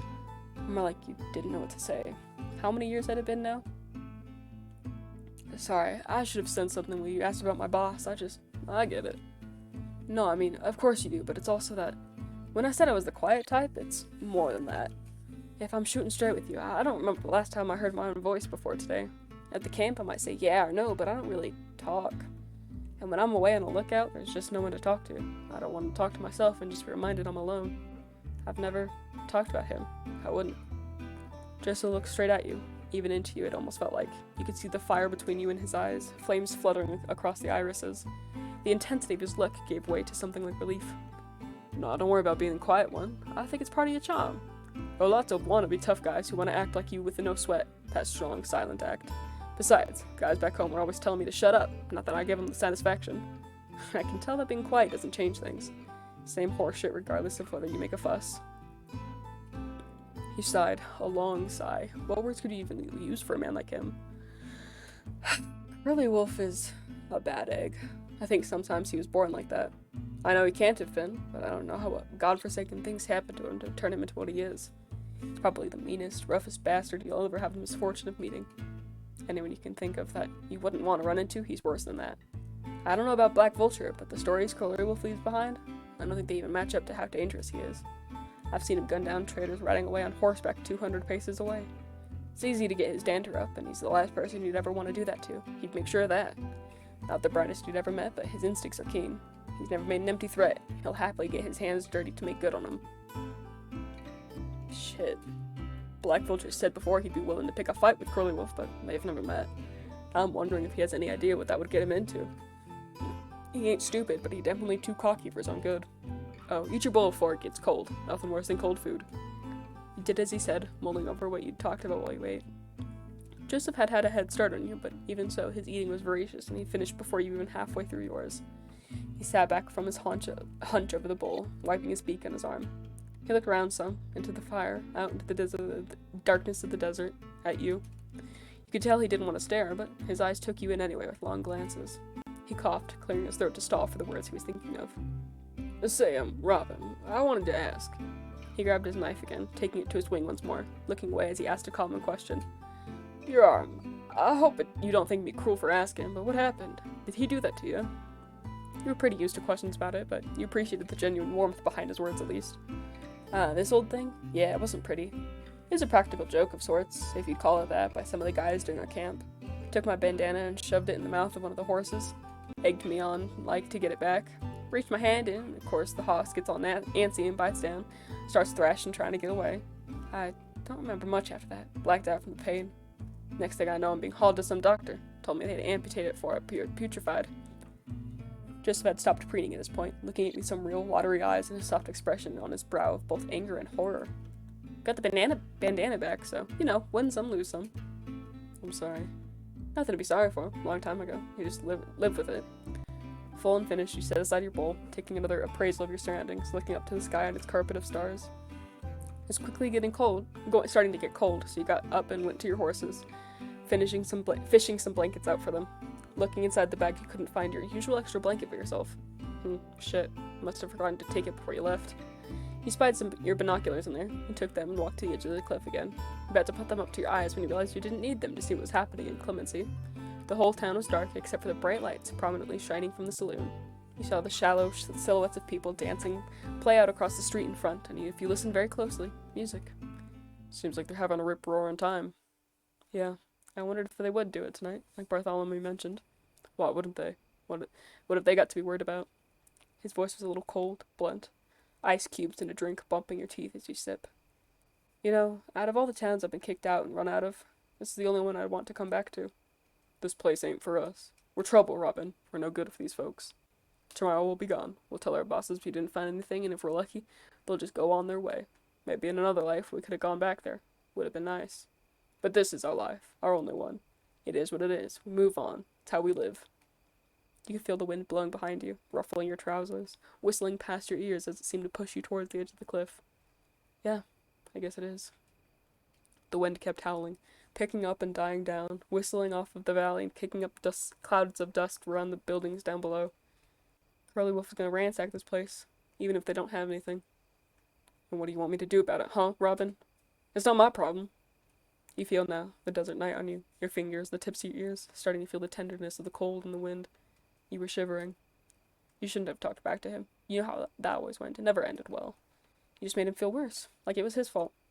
Why should he have to listen to your stupid concerns? This was your shit to figure out. He owes you nothing. You just met. You don't know each other. If it weren't for convenience, you would have shot each other hours ago. You heard the sound of shuffling behind you as he got up. He started walking towards you. Here it came, as you knew it would. You tense up as he approaches, closing the distance, expecting the due anger.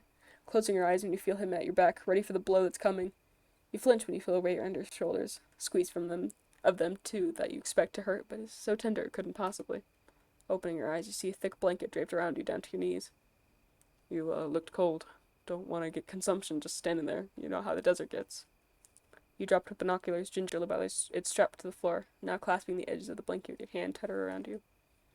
You could feel how cold your fingers were just below your chin, almost numb. How long had you been standing there for? I'm dreadful sorry. You got nothing to be sorry for.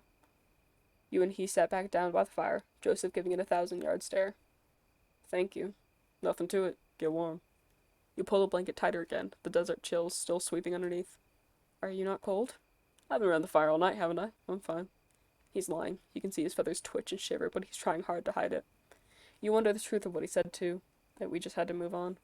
Standing up with the blanket, you walk around the fire, standing over him a moment as he looks up towards you with wide eyes. You sweep the blanket around him and sit down, shoulder to shoulder. You were right, he's definitely cold, but a lot warmer than you'd imagined.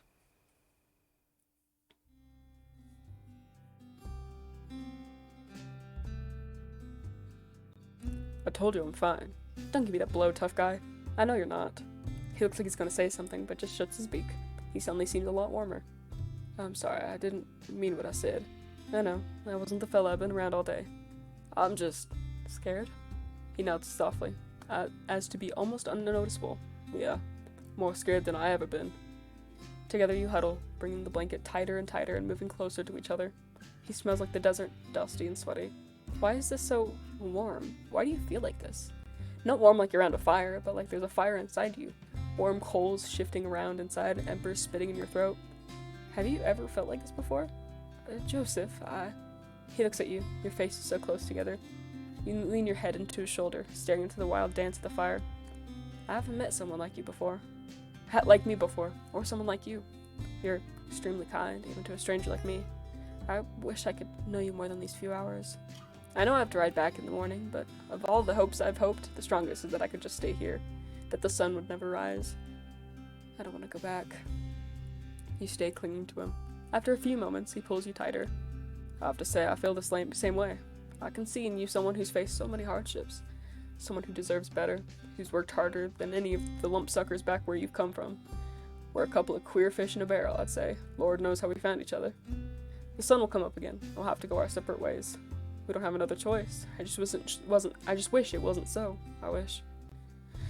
You lift your head to look at him, but he just gives you a look and turns back to the fire. What are you thinking? He sighs wearily, like he's been asked to carry the world on his back. It's a flight of fancy, that's all. It's not realistic.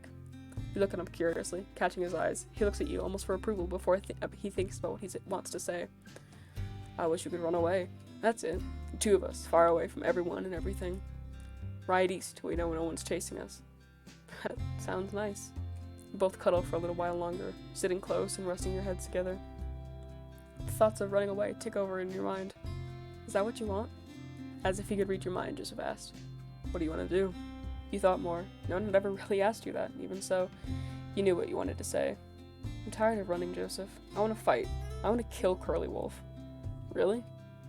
It's the only way I can think of to be free of him. You know as well as I do, you don't get to just up and leave. Don't get me wrong, I'd love to be free of Black Vulture too, but do you think that's something you could do? Kill him? I can't do it alone. Our gangs, Joseph, they're going to destroy this town. And after, if we ran away, we'd never be safe. We'd be looking over our shoulders the rest of our lives. I don't want to run away from things anymore. I want to run towards a better life, with you. Joseph's eyes were sympathetic, but his expression was of discomfort. I think you're right, and I do want to help you, but I'm useless in a fight. I can't shoot straight. I don't want to die, Robin. I wouldn't let that happen. I'll keep you safe. We can keep each other safe. We haven't been living our lives, Joseph, just surviving. Something better than that is worth dying for, I think. A fight feels inevitable. We should face it. You really that desperate to get out? You nod, head held against his shoulder. He sighs that same sigh again, long and heavy, almost theatrical if it weren't for the stakes laid out before you both. I think you're right. A chance like this won't come again. I might even be tempted to call it fate. We should talk to Sheriff again, I think. Somehow, if we can. He yawns. I don't know what we're gonna do, but we ain't gonna figure it out when we're bone tired. We should get some sleep. Come morning, we'll talk more. Figure something out, and then hope on a kiss and a prayer that we make it out alive? He chuckles. Ain't that the story of our lives? This will be the last time we have to fight like that, I swear it. You both fall asleep against each other, dreaming of that promise, praying for a better tomorrow and willing to fight for it.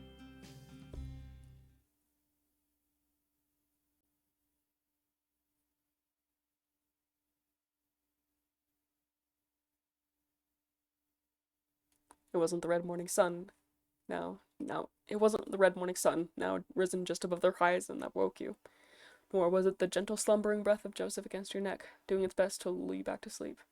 What woke you wasn't even the familiar crick at the base of your tail from sleeping on the bedroll, a stiffness you couldn't wait to stretch out. It was your thoughts.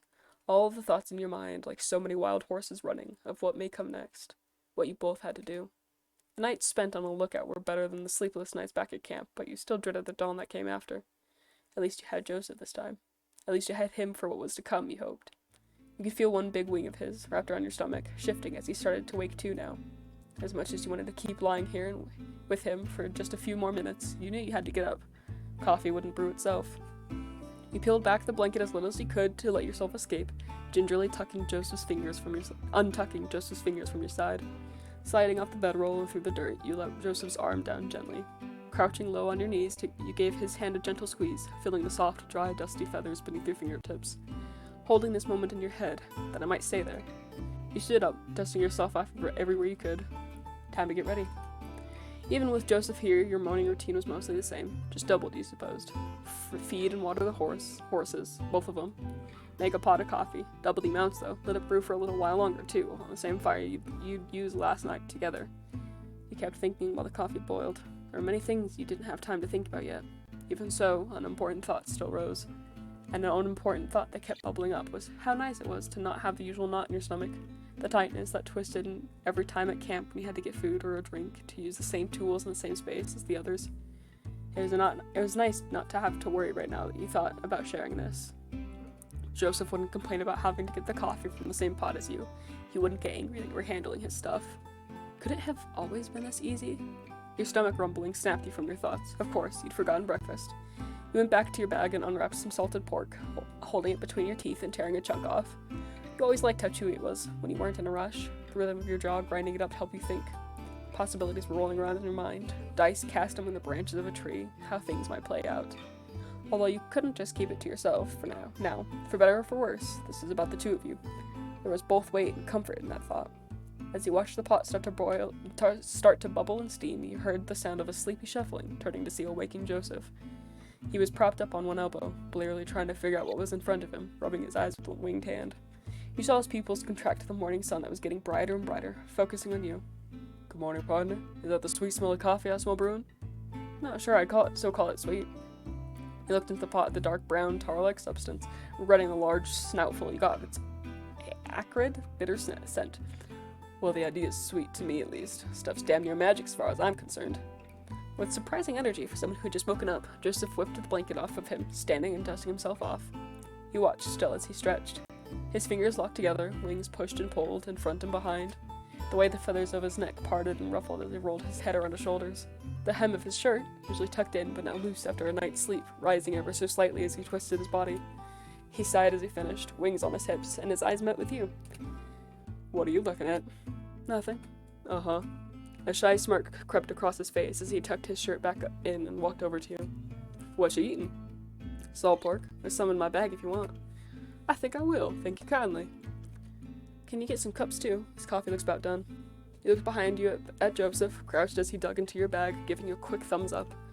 You turned to the pot again and stirred it with the spoon a little. Joseph came back round and sat beside you, setting 2 tin cups on the ground with one hand.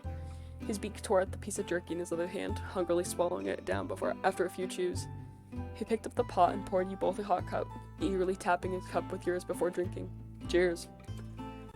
You both sipped quietly. You could feel the heat of the coffee traveling all the way down your gullet, burning in your belly. How'd you sleep? Good, like a pup. Didn't wake once.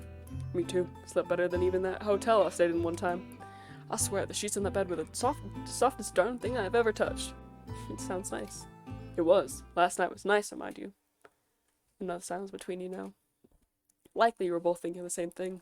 Thinking about last night, what you talked about. Silence, because if neither of you spoke, maybe nothing would happen. Maybe the world would stop turning and the sun would stop rising. Of course, it still does. You can see it, charting its course way from one horizon to the next. So, what's our plan? Joseph shuffled a little, legs restless. We kill Curly Wolf and Black Vulture. That's what we said, right? You nodded. Maybe. We don't have to. We could just run away. We talked about that, Joseph. If we run, we'll spend the rest of our lives looking over our shoulders. We'll never really be safe. Yeah, you're right. Besides, have you never thought about it? Of course I have. It's not that simple, though. Everyone random is loyal. It'd be hard to even get the chance. Even if I killed him, I wouldn't get away with my life. And even when I've thought about the ideal world where he's got a bullet in his brain and I'm home free, there's nothing after, Robin. I could never see what would happen to the rest of my life. Just blank. Like just a desert. If you were to kill him now, what do you see? Joseph looked ahead, thinking. The feathers on his face fluttered in the wind. Something, I suppose. Not nothing, at least. I think maybe I can trust that. I'm really gonna be able to kill them, though? I don't know. They bleed and die like anyone else. It's just hard to get a chance. At some point, our gangs are gonna have to go to Clemency and take us with them, whether we like it or not. I think we should try to use that to our advantage. Unfamiliar place for them, at least. What about everyone in town? They shouldn't have to be involved in this. They're already involved. Can't change that. I just wonder if any of them would help us. I doubt it. Do you think... You looked at Joseph, and he turned to look at you, too. His brow furrowed. Sheriff? You felt a cold dread wash over you, even in the heat of the morning sun. What's this? Tristan able to join an echo stream? Wow, hello Tristan. I hope you're having a good day today. Lovely to have you, lovely to see you. Welcome to this very, very gay game that I love dearly. No, I don't think Sheriff wants anything to do with us. We'd be dead before we even crossed the town line, remember? I know, it's just... There was something about it, how Sheriff was when we were told to leave. I don't know if I fully believed it. Sorry, Joseph, I think that's just wishful thinking. Hey, you listen to me now, I ain't making it up. His voice was suddenly sterner, the timidness that had been in his voice now gone. I'm telling you, Sheriff. I don't think Sheriff wanted to tell us to leave. There's something far too sad about it. You saw it too, right? I'm not imagining it. You thought back. It had hurt too much to dwell on it, but now you thought about it, you had to agree. It wasn't like other times when you'd been exiled or barred from places. There was anger, but there's also frustration, disappointment. That wasn't normal. You might be right. Even so, I don't think we can go waltzing back into clemency and expect Sheriff to welcome us in with open arms. We still don't even have a plan. I think we need to talk to Sheriff.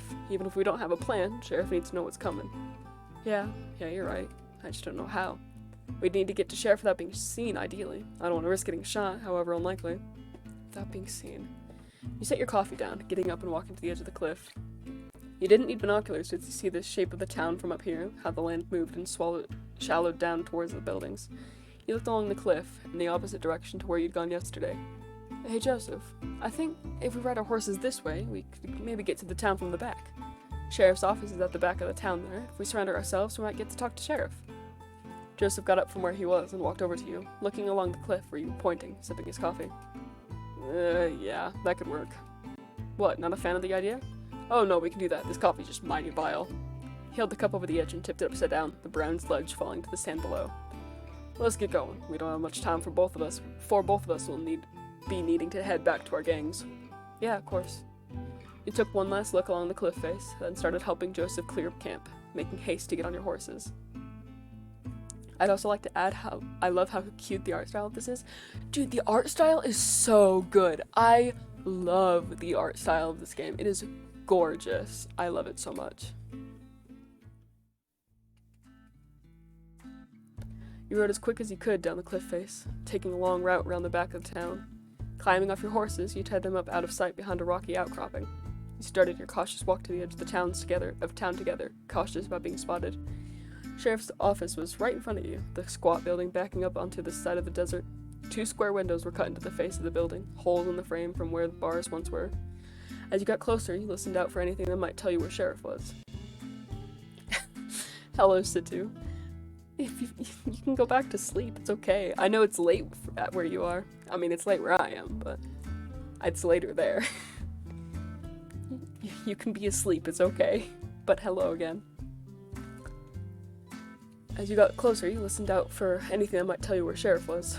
The rhythmic tapping of wood carried on the wind to you from the front porch. Carefully, you and Joseph sidled up to the building. Sticking close to the side, you shuffled along the stone wall, cold in the shade. At the edge, you slowly peeked your head out, squinting through the morning sun. Sheriff was sitting on the porch outside, looking out into the town, cane tapping idly on the wooden boards. You hadn't been noticed yet.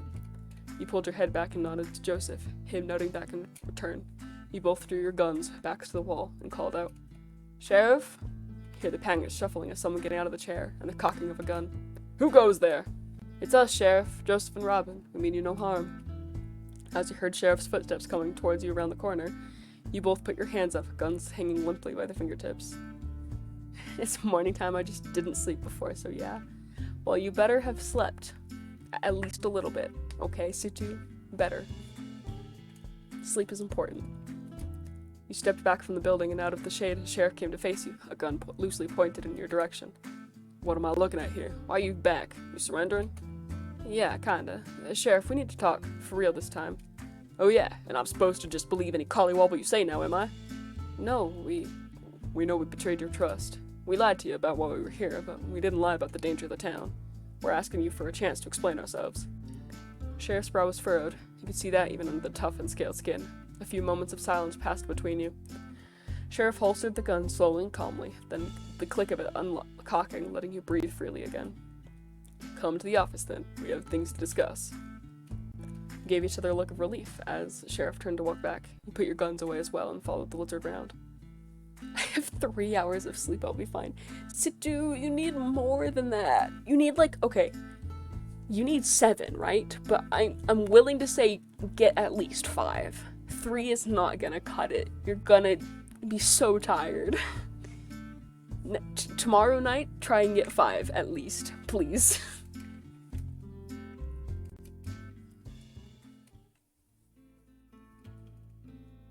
The office was darker inside than yesterday, the morning sun not quite shining in the same way. Sheriff stood with both hands on the cane, face curious and stern, still untrusting. "So, boys, what do we need to talk about?" You looked at Joseph, and he met your eyes. They were darting about in the small way they do, even when you're focusing on a point. He gave you a little wink. That was all you needed. "Yesterday, when we told you about those outlaws heading here, that wasn't a lie. Or I guess it was a white lie. I know I sleep later today, I promise. Okay, sounds good, Situ, as long as you do that. Our gangs know about this place, and they're gonna be coming here, gold or not. So you're scouting our town out. Makes sense. Still, I don't see what's stopping you from lying about this town. You both know we can't do much to defend ourselves from a whole gang. So frankly, if I'm picking up what you're putting down, and you don't want to hurt us, then just lie to them. Tell them we're armed to the teeth. Scare them off. They won't be stupid enough to still try. I guess we could, but what? Look, I appreciate you trying to come clean and help somehow, but this ain't our business, you see. It's not one gang, it's two. I'm from the Curly Wolf gang, and I'm from Black Vultures. You're from two different gangs? Well, I'll be damned. You seem so friendly with each other.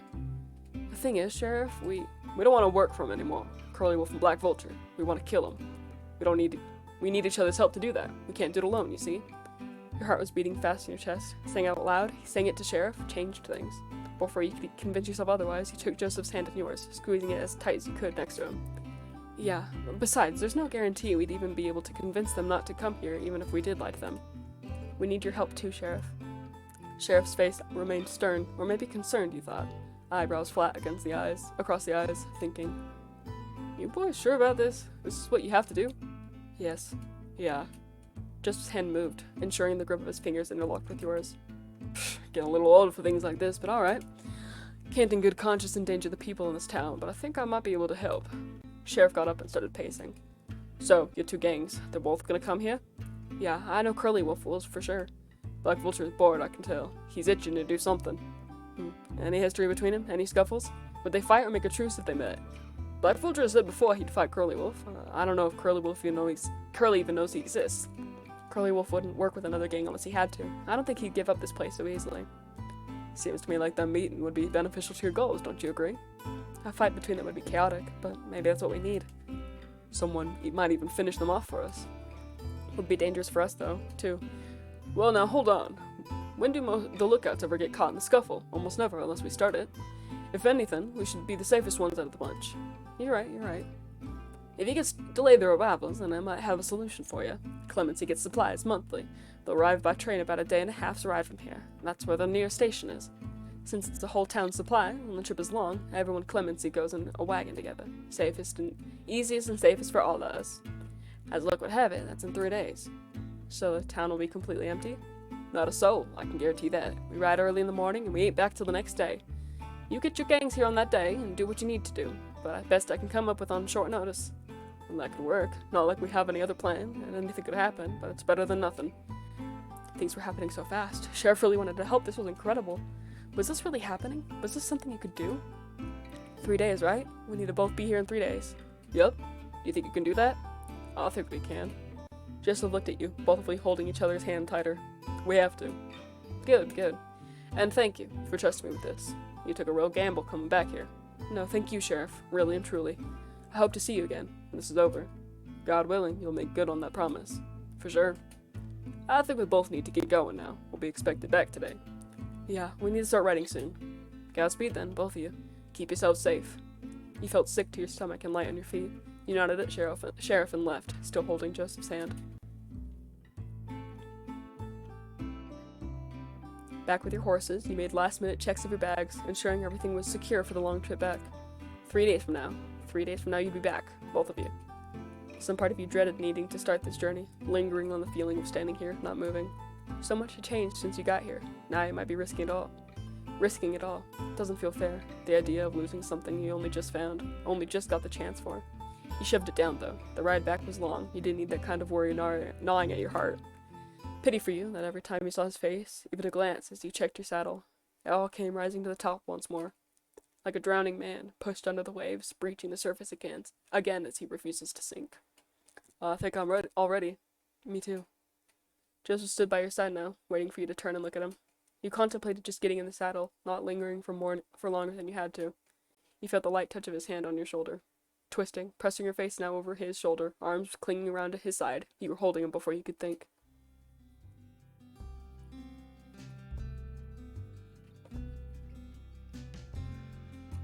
Joseph said nothing. He did nothing, too, for a moment, until you felt the weight of his arms on your back, tightly clinging to you. Your hand took a great fistful of his clothes between your fingers where they lay, and as you held him tighter, he squeezed you even more. You wouldn't care right now if he squeezed you hard enough to break a rib. Feathers on his neck tickled your face and poked your closed eye. You could feel the way his back bent as he leaned ever so slightly over you. You don't know how long the hug lasted, but eventually you let go. You could feel imprints on your skin from where the hardness of his clothes, his buttons, his belt had dug into you. Still, you didn't mind. Isn't this game so good, Situ? It's so good. I love it so much. It's so good. Oh, it's so good. I scream and die. Hold on. There we go.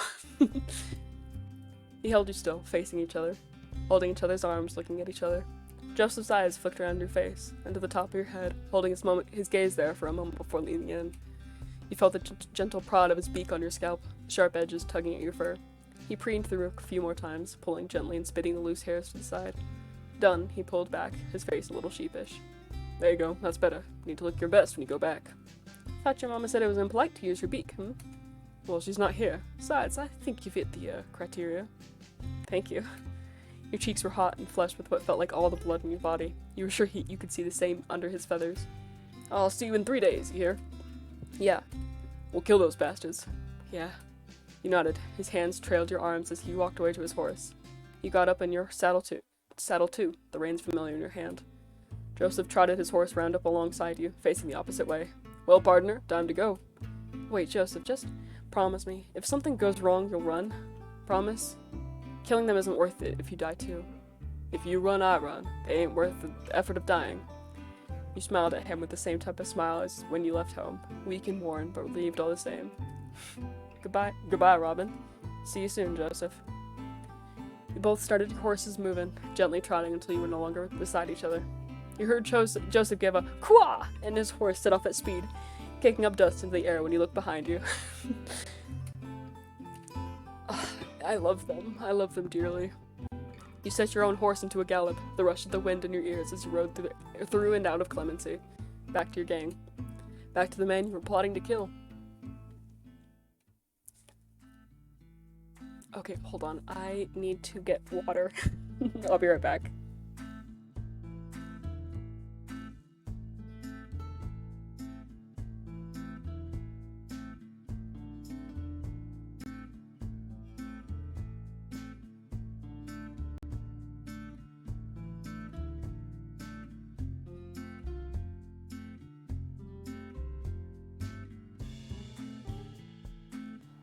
Okay, I think I'm good.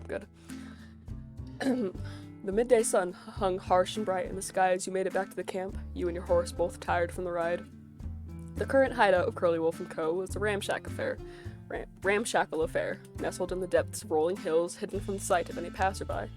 Riding slowly in, you climbed off your horse onto the sun-baked ground and led it over to tie it up with the others. The smell of food wafted, but you could see people cleaning up already. You'd missed lunch. As you made to leave the horse, a sudden thought struck you and you doubled back to scramble about in your bag. Or was it? You hadn't left it behind, surely. A trickle of panic that had started to leak into your chest thankfully stopped, and your fingers felt the soft brush of what you were looking for. You pulled the feather Joseph gave you out of your bag, holding it closely to yourself. You let out a short gasp of a sigh. Oi, tomboy! Your ears perked up and you stood up straight at the sound of Curly Wolf shouting at you. You hastily tucked the feather away in your pocket. You turned and made your way over to Curly, eyes down at the ground, avoiding the looks of others. You know how things works around here, don't you, tomboy? Yes. Curly grabbed a handful of your poncho, pulling you forward, stumbling before roughly shoving you off your feet onto your back. You'd learned how to take a fall by now. You didn't scramble, you just let yourself lay in the dirt for a moment, waiting. Get up. You pressed your hand to the ground and got up, not too fast, not too slow. The others still got a laugh out of this routine, but you were too bored of it to be embarrassed anymore.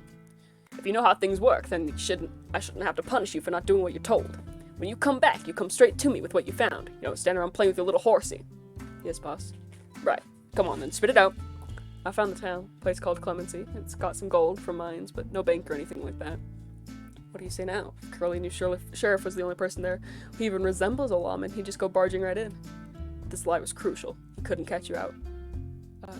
Place looks armed to the teeth, even so. All the townsfolk had some way of defending themselves, no gun laws like other places. He sucks? Oh yeah, no, Curly Wolf is the worst. I hate him. He sucks. Well, shit. Was hoping it'd be a breeze. We need an easy win right now. I found out from the sheriff that the place is gonna be empty soon. You focus on a hill in the distance, not daring to look directly at him. Still, on the edge of your vision, you can see Curly's eyes narrowed, staring at your face, studying it. How come? Overheard that they retrieve supplies for the town every so often. The next caravan drive is in 3 days.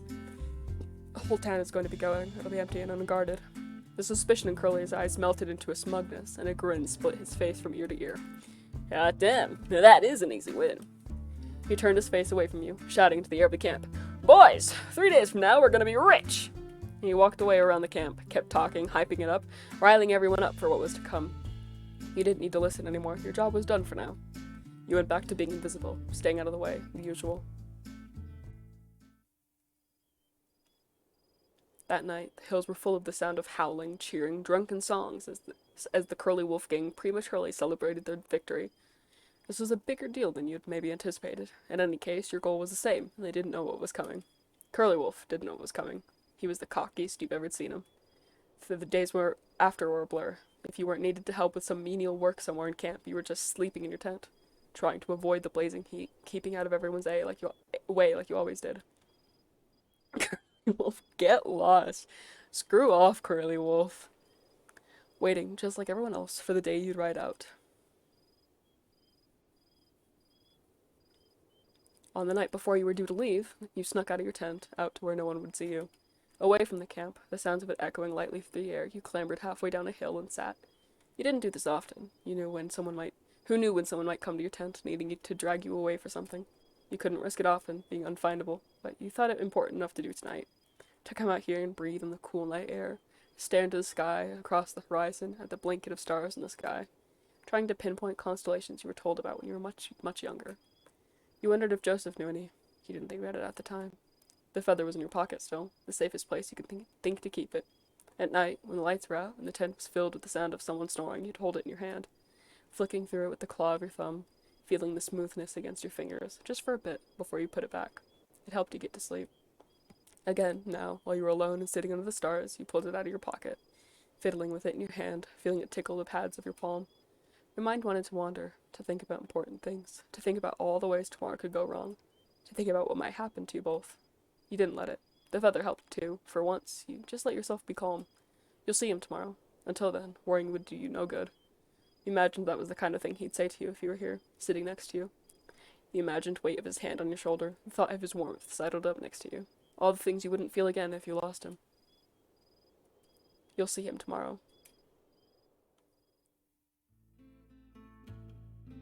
It's the morning. You're awake early. You didn't sleep much anyway, as much as you tried to. The sun was as bright, and as always, coming through the yellowed fabric of the tent. You laid awake, waiting for others to get up, waiting for Curly Wolf. He'd start rallying you guys together for the ride to Clemency soon enough. You needed to make sure you were there. Then minutes ticked by, and you heard more people get up, the camp coming to life once more, with the sounds of work and talk. You got up and got yourself ready, sitting on your bedroll after and waiting more. Then, the voice of Curly Wolf. "Alright, boys, gather round. We're heading to the town of Clemency this morning. I need 10 or so men with me to haul valuables. It's around a half-day's ride from here. Who's going to get our gold?" You heard all of this as you were leaving your tent, making your way to this small crowd of canines. Instantly, there were people joining, eager to prove themselves, to get their hands on real gold. 1, 2, 3 already. You suddenly pushed your way through the crowd, trying to reach the front. Pushed out of the edge of the crowd by huddling bodies, you found yourself standing in front of Curly. He stared at you even as he clapped the hands and shoulders of other guys walking past, joining the excitable group. "What you standing there for, tomboy? We don't need any little pups to help shift the goods." You needed to be on this crew. You couldn't talk back to him, though. You didn't know what to say. What could you say? You just kept standing there. "Think you're gonna be of any help with this scrawny stick?" He grabbed your arm, raising it up and down, shaking it by the wrist. Every inch of you was screaming to snatch your arm from his hand, but you knew what would happen if you did. He threw your arm back at you, making you stumble a little. "Go make yourself useful someplace else. I only need a real man for this trip." You had to say something. You had to be there. You'll need a lookout. He was looking at the assembled group, doing a quick head count. "Alright, boys, that's 10. Be ready to move out in 5 minutes. He didn't seem to hear you. Your words were quiet, whispered. You tried again. "You'll need a lookout, Curly." His ears twitched. He still didn't turn to face you. "I heard you the first time. Stop yapping at me about bullshit." "We don't know when the townsfolk will be back. It'll be bad if they come back while you're there, and even worse if there's no one keeping an eye out. Y'all will have your hands full already." You heard him sigh, and a little growl rolls in his throat before it subsided into nothing. "Fine then, tomboy. If you're that eager to come, I suppose I'll have to let you. You're riding in the wagon. You don't need a horse. You didn't get that privilege when other people needed them, you supposed. The wagon was fine by you. You knew it was a punishment of kinds, that you'd be riding in it on the way back too, along with everything else. Boxes and sacks and supplies and whatnot, all bumping about, hoping none of them would fall over and hit you. Cramped space, with nowhere to sit or lie, just standing for hours, waiting for it to stop. Get a move on. You followed after Curly to get ready. Of course, what Curly didn't know was that you weren't going to be coming back here. Neither of you were. From where you sat, slumped in the corner of the wagon, the wind whistled through the gaps in the canvas next to your head. The edges flap, the wind ruffling your clothes and your fur, drying up your nose as you sit with your knees up. The wagon rocks and bumps as it drags by the horses, as it's dragged by horse through the desert, and this corner is the only place you feel safe enough to stay. You could at least keep yourself steady, even as it tried to knock you about, clinging onto the wooden frame. Looking toward the entrance of the wagon, where the covering split down the middle, you couldn't see much. Or rather, what you could see were the great clouds of dust billowing out from behind the wheels and into the dry air. As uncomfortable as the wagon was, at least it provided you shelter from the sun, unlike riding on horseback. The winds coursing past your ears were welcome too, cooling your head that was swimming with thoughts. You knew you were close to Clemency now. The entourage had been traveling long enough. As you got closer and closer, the minutes stretched on and you felt sick to your stomach. I don't know why you did that. Less so butterflies, more like hornets. This was going to be it. This is what you'd been waiting for, not just for days, but years, really. A chance like this. All the anxieties and concerns you'd pushed down last night were rushing back up like geysers. What if Joseph wasn't there? What if his gang wasn't there? What if you reached Clemency and Curly realizes you were lying? What if you couldn't kill them both? Or they demolished the town and Sheriff came back to find nothing left? To find you'd broken your promise? What if you were killed quickly or slowly? You'd seen Curly kill traitors before. The simple fear of dying took hold of your heart, the chill of the Reaper's shadow. No, this wasn't going to be it. This isn't all there was going to be. You'd see him again soon. You'd do what you had to, together. This wasn't going to be it. There would be more after. It was hard for you to imagine, but you knew it to be true. There'd be days after today. You wanted to see them. And if you die, at least it was for a reason. Sure as hell weren't going to go out without a fight. This was a risk you'd always be willing to take. You and Joseph would take it together, and you were going to see it through. You steeled your resolve, locking the furnace of your heart so that no one may put it out. The rumble of the wagon started to slow. The rocking back and forth became gentler and gentler, until everything came to a stop with a small lurch. The constant motion that had been in your body was gone all of a sudden. Everything seemed impossibly still. Like the many conversations in a bar all died down suddenly, leaving it quiet in a strange moment. You heard the thud of Curly jumping off his horse, and crawled the floor of the wagon to the front. Curly came and opened the low wooden door, letting you slide out of the wagon and jump out. The light of the late morning sun was blinding, and you held your arm over your brow to shelter your eyes. As your eyes adjusted, the bright desert became clearer. Hazy rock formations in the distance became familiar. Walking around the wagon, you saw the shapes of buildings that set your teeth on edge. The town of Clemency. Here we are, boys! What a shithole. No one here, at least. We'll take what we're here for and leave sharpish. Oh, know what hit him. Ain't that right, tomboy? He slapped you hard on the back. There was an anticipation in the air amongst yourselves. This was the place they'd been waiting for. You'd been waiting for it too, but the anticipation was not one of eagerness. Even in your brief visit here, many things had happened. In some way, being back in Clemency was comforting. Despite that, you couldn't ignore the chill in your veins at the prospect of what will come next. There was no backing out now.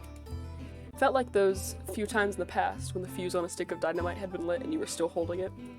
There was only going to be a few moments more until the spark reached at the end of this wick.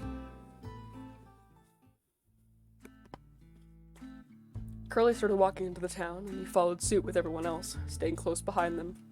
Clemency was dead quiet, not a soul in sight, just like Sheriff said it'd be. He studied the town as you walked down the main street, peering through windows, drawing up plans in his head. Every building you walked past filled you with a little more fear. You were still waiting for something to happen. For anyone else to appear. Soon enough, Curly would want to get started for real and ask you where the gold was supposed to be. Then, at the end of the street, you saw what you were waiting for. Who you were waiting for. A hazy, clumped group of guys making their way up to the main street from the other side of the town. And as they got closer, they became clearer. The figure of a tall and slender bird, with many others in tow, straggling behind him, much like you behind Curly. Curly stopped as he spotted the group too, staring them down.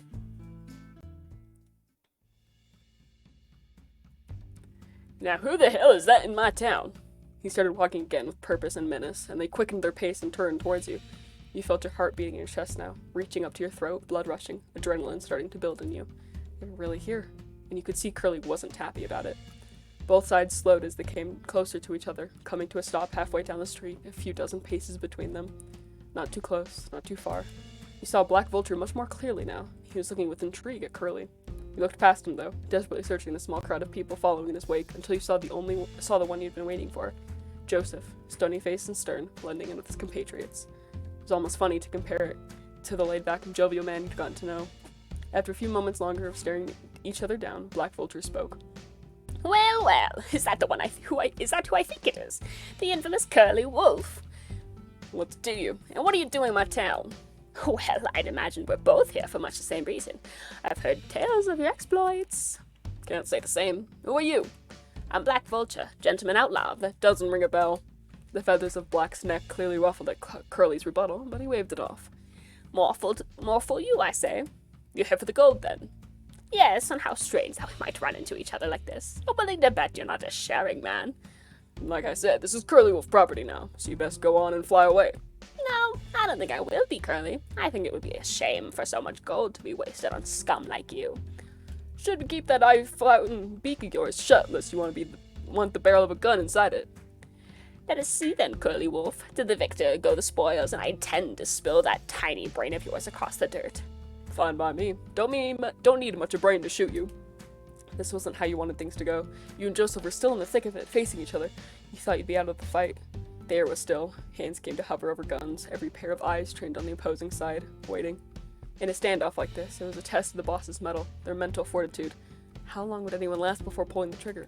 Trying to psych each other out, being the first to take the shot wasn't always the best call, but having to react to that first shot could be worse. It was a test of loyalty, too, for everyone following them. Your underlings couldn't step out of line or take the shot themselves. To break rank early would be a betrayal, but when bullets went flying it was unpredictable. Staying meant a risk to yourself. You knew Curly was a good shot. He had the upper hand here, but you were reminded of something Joseph told you. Black Vulture wasn't the shootist. He had someone else for that. He could brag, but he wasn't the real one. You thought about whether Curly should know. Should Curly know about the sniper? Situ, what do you think? I will wait to see if you have a response, otherwise, I have an inkling of what I'll do.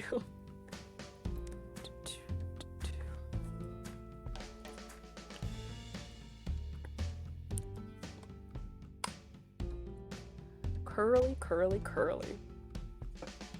Should you know about the sniper? Yes? Tell him about the sniper? Okay. I'll tell him about the sniper. An expert shootist in a fight was a danger for you, as well as Joseph, a thing he's got hairier. It was risky, but if Curly knew then the fight may be over sooner. Boss, I've heard about Black Vulture. Curly side-eyed you like a child that had spoken out of line. What about? He's not the shootist. He's got someone else for that, is what I heard. Can't shoot straight himself. The slight contempt in Curly's face toward you disappeared, morphing into something more contemplative, studying the crowd. I see him. I got his number now. Maybe you're not so useless after all, Pipsqueak. A cruel feeling of pride rose in you that you wanted to burn and bury. The seconds dragged on. Felt as though your very breath may tip the scales, chest heavy for breathing the air of people who wanted to kill you. There was safety in numbers, in the crowd. Even so, you found yourself for the first time thinking about running. Never before had you considered it. This time was different, of course. It wasn't going to be a next time. Running would tip the scales for sure, but you couldn't know in whose favor. Play it safe with the gang, or run and let all hell break loose. Situ. What? Should we run? Should we run and tip scales? Should we make it uneven? Should we ruin everything? Situ? Should we run or stay? That is the true question. You can't do this to me. If you don't have to pick. I can make a decision as well. I just would like to give you the option.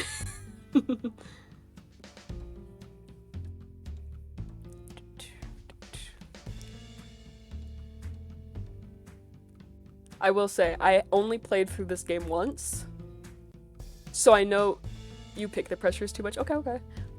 So I know what happens with one route. And I think there are multiple ways to get to the endings.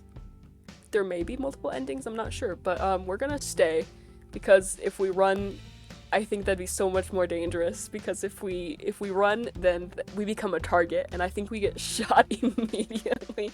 So we're gonna stay. No, if you ran, you might make yourself a target. Better stick with the gang till they scatter. Curly spoke up in a low voice, cast to those behind him. Watch and learn, boys. He flexed the wrist of his hand, holding it out, before clutching his gun in his holster. You saw Black Vulture react and turn, reaching for his gun. Curly liked to play with his food, to show off. He waited for the moment Black grabbed his gun the same, then quickly and expertly pulled it free, pointing it dead straight. He knew he'd always be quicker on the draw. The deafening noise of a gun going off did not come as expected. Curly kept his arm locked straight down the street. Black pulled his gun too, but that wasn't what Curly was waiting for, not quite. In the huddle behind Black, a small masked bird brought the rifle to rest on their shoulder, aiming down their eyeline towards you all. Towards Curly. Gotcha. Oh, that spooked me. Your whole body jumped as the shot rang out. The telltale whiz of a bullet down the street was cut short as it hit the small shootist. He flailed and fell back with a spray of blood from his head, falling into the crowd. The tension in the air shattered like grass as all sides scattered, kicking up dust in their wake. Black started to run too, but Curly stayed just as he was, gun held out. His arm swung and tracked Black's movements as he ran. He fired another shot, and Black stumbled and fell, tumbling across the ground and out of sight behind a building. You know what to do, boys! Take him out for me. I'm going hunting. Curly turned and slinked away before the fight started for real, the air now filling with the cracks and pops of gunshots. He walked down an alleyway, heading away from the main street, and quickly followed, catching up to tail him.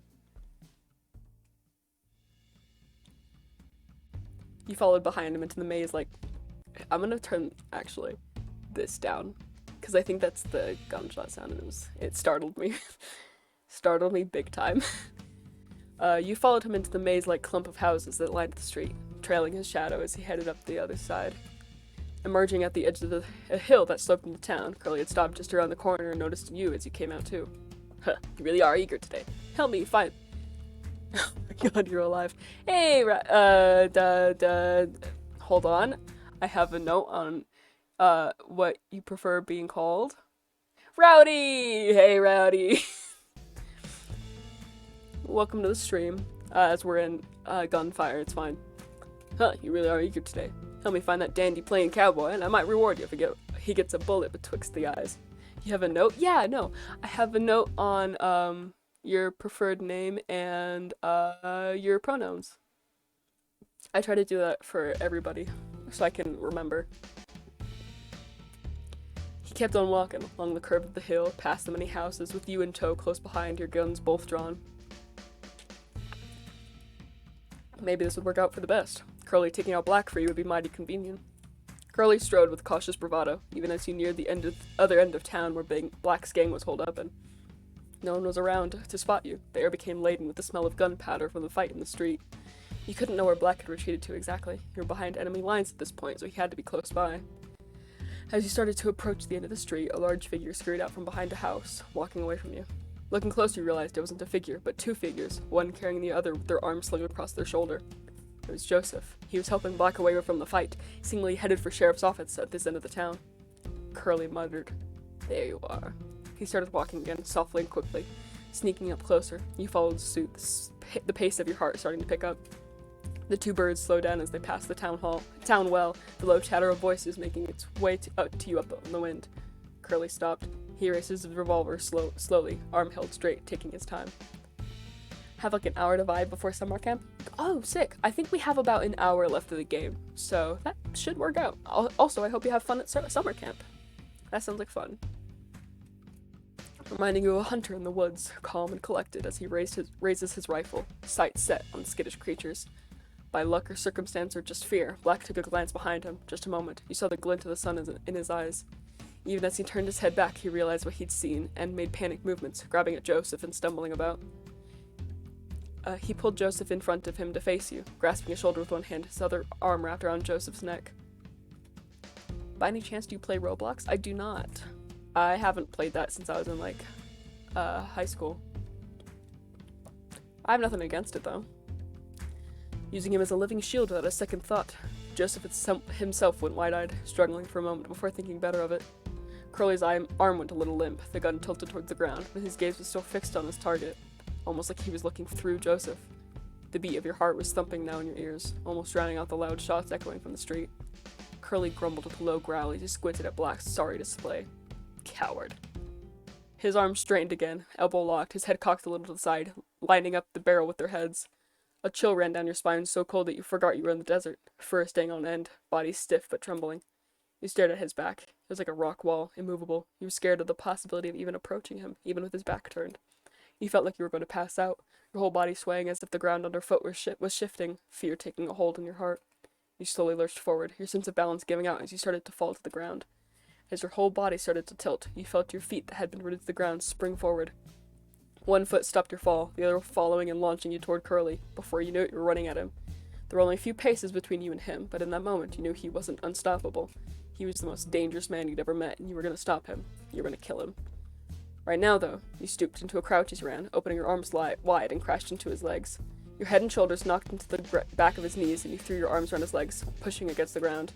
Almost instantly, Curly fell over, his balance so cut off that all he could do to help himself was twist around as his massive frame toppled.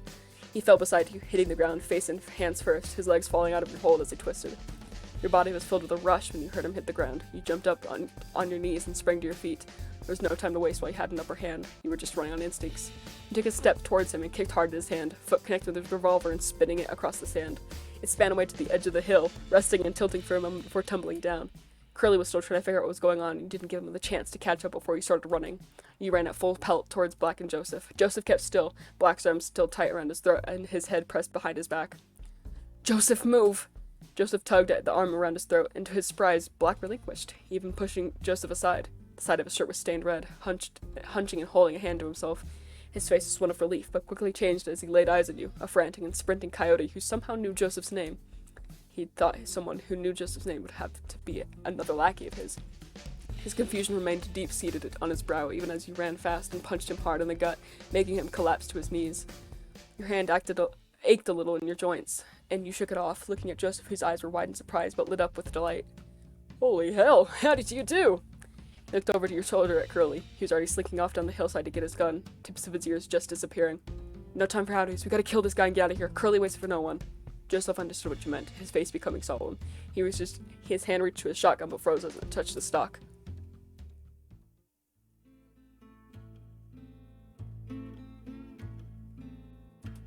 You could see the trepidation in his eyes, the figure of Black keeled over in pain reflected in his keen gaze. You understood the thoughts, the doubts you were also wrestling with about what you were doing, dreams of putting down the people who made your life miserable and didn't quite match up to reality. You gingerly reached your hand out onto his, squeezing gently. "We can do it together, just like we promised." Joseph, still looking at Black, took a deep breath and sighed even deeper. He nodded. His hand shifted under yours as his fingers wrapped around his shotgun, pulling it from its holster, and you pulled with him, stepping closer. Your arms crossed where your hands held on the stock, Joseph's other hand holding the barrel.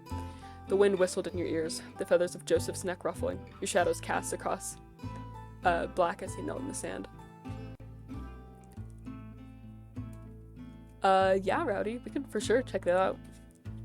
I'd be down to try it. I don't know what that is the fear of, but yeah." He didn't raise his head as he spoke. "Who are you?" You thought for a second. Felt like there were many things you could say. You weren't sure any of them were true anyhow. "I'm another lookout, that's all." Black scoffed. "That's all? You're a stranger about to kill me and you won't even give me the dignity of a name." "I'm not sure you ever earned that kind of right, Black. I don't think I earned an execution at your hands either, Joseph. Yet here we are." Standing so close to Joseph, shoulder to shoulder, you could feel him freeze up. His face was blank, but his eyes gave away, flitting about. Whatever cockamamie plan your friend has come up with here, you don't have to go along with it, Joseph." It's the fear of infinity. Ooh, yeah, for sure. I'd love to check that out. "You're smarter than that. Point that gun somewhere else and help me so I can help you. We can move past this." "I don't believe you. You must think I'm real stupid to try and get me to go along with you. Maybe I was grateful to you once. We're way past that now. The idea that you're gonna help me, that dog don't hung. This has been a long time coming. There ain't an honest bone in your body, Black, and you deserve every pellet of this." Black was silent, head still bowed, face covered by the brim of his hat. Yes, I suppose you're right. I don't think you're as smart as I gave you credit for. You're out with the best. You know that, Joseph, don't you? The gentleman outlaw of the West? Stupid boy. Wouldn't know a kindness if it spat in his face. You couldn't even tell if he was talking to anyone but himself anymore. Joseph's brow furrowed. You felt his hand shift underneath yours as a finger passed over the trigger and squeezed. The blast was deafening, the butt of the shotgun rocking you both. Your ears were ringing even as the gun smoke rose into the air. Black fell hard on the sand, his punctured and bleeding body leaving a streak of blood where he landed. His arm moved for a moment, like it might have been grabbing at the ground, at the dry grass of the desert. There was a tension to the way he lay there, but as the dirt was stained a dark brown, it disappeared, lying totally still. Joseph turned and pulled away from you, wrapping a hand around his beak. His whole chest heaved with quiet breaths. Joseph? You reached your hand out to him, but your whole body tensed as your ears flicked down to the sound of something down the hill. Don't move a muscle, Beaky. I know you see me. Joseph was still now too. He was looking out across the hill, but to his right, a dozen or so paces away, Curly was just peering over the ledge. His gun was drawn, and Joseph dared not to move, as Curly knew he'd seen him in the corner of his eye already. Both of you turn around, hands up, face me. No funny business. Both turned slowly, backing up a little as Curly climbed up the hill, revolver trained on you all the while. He took a few steps away from the edge, gun now held lazily with his elbow in his hip, pointed between you two. Shouldn't have to tell you to drop the gun, Bird Brain. Joseph flicked his wrist and tossed his gun aside, eyes locked with Curly's. Curly reached a hand up to his face, rubbing his chin and flexing his jaw, thinking, some confusion running across his brow. Real pain in the ass stunt you pulled back there, tomboy. Care to explain? Who's your friend here? You shifted your weight from foot to foot, full of nervous energy, racking your brain to think of what to say. He hadn't immediately assumed you betrayed him, not yet. You'd be on the ground begging for mercy by now if that were the case. You'd been still playing along till this point, helping him out, backing him up, tipping him off. He didn't like you, but you'd just about wormed your way into his good books. You can use that. Just keep playing along. This is Joseph. He's one of the Black's lot. We met a few days ago and made a truce.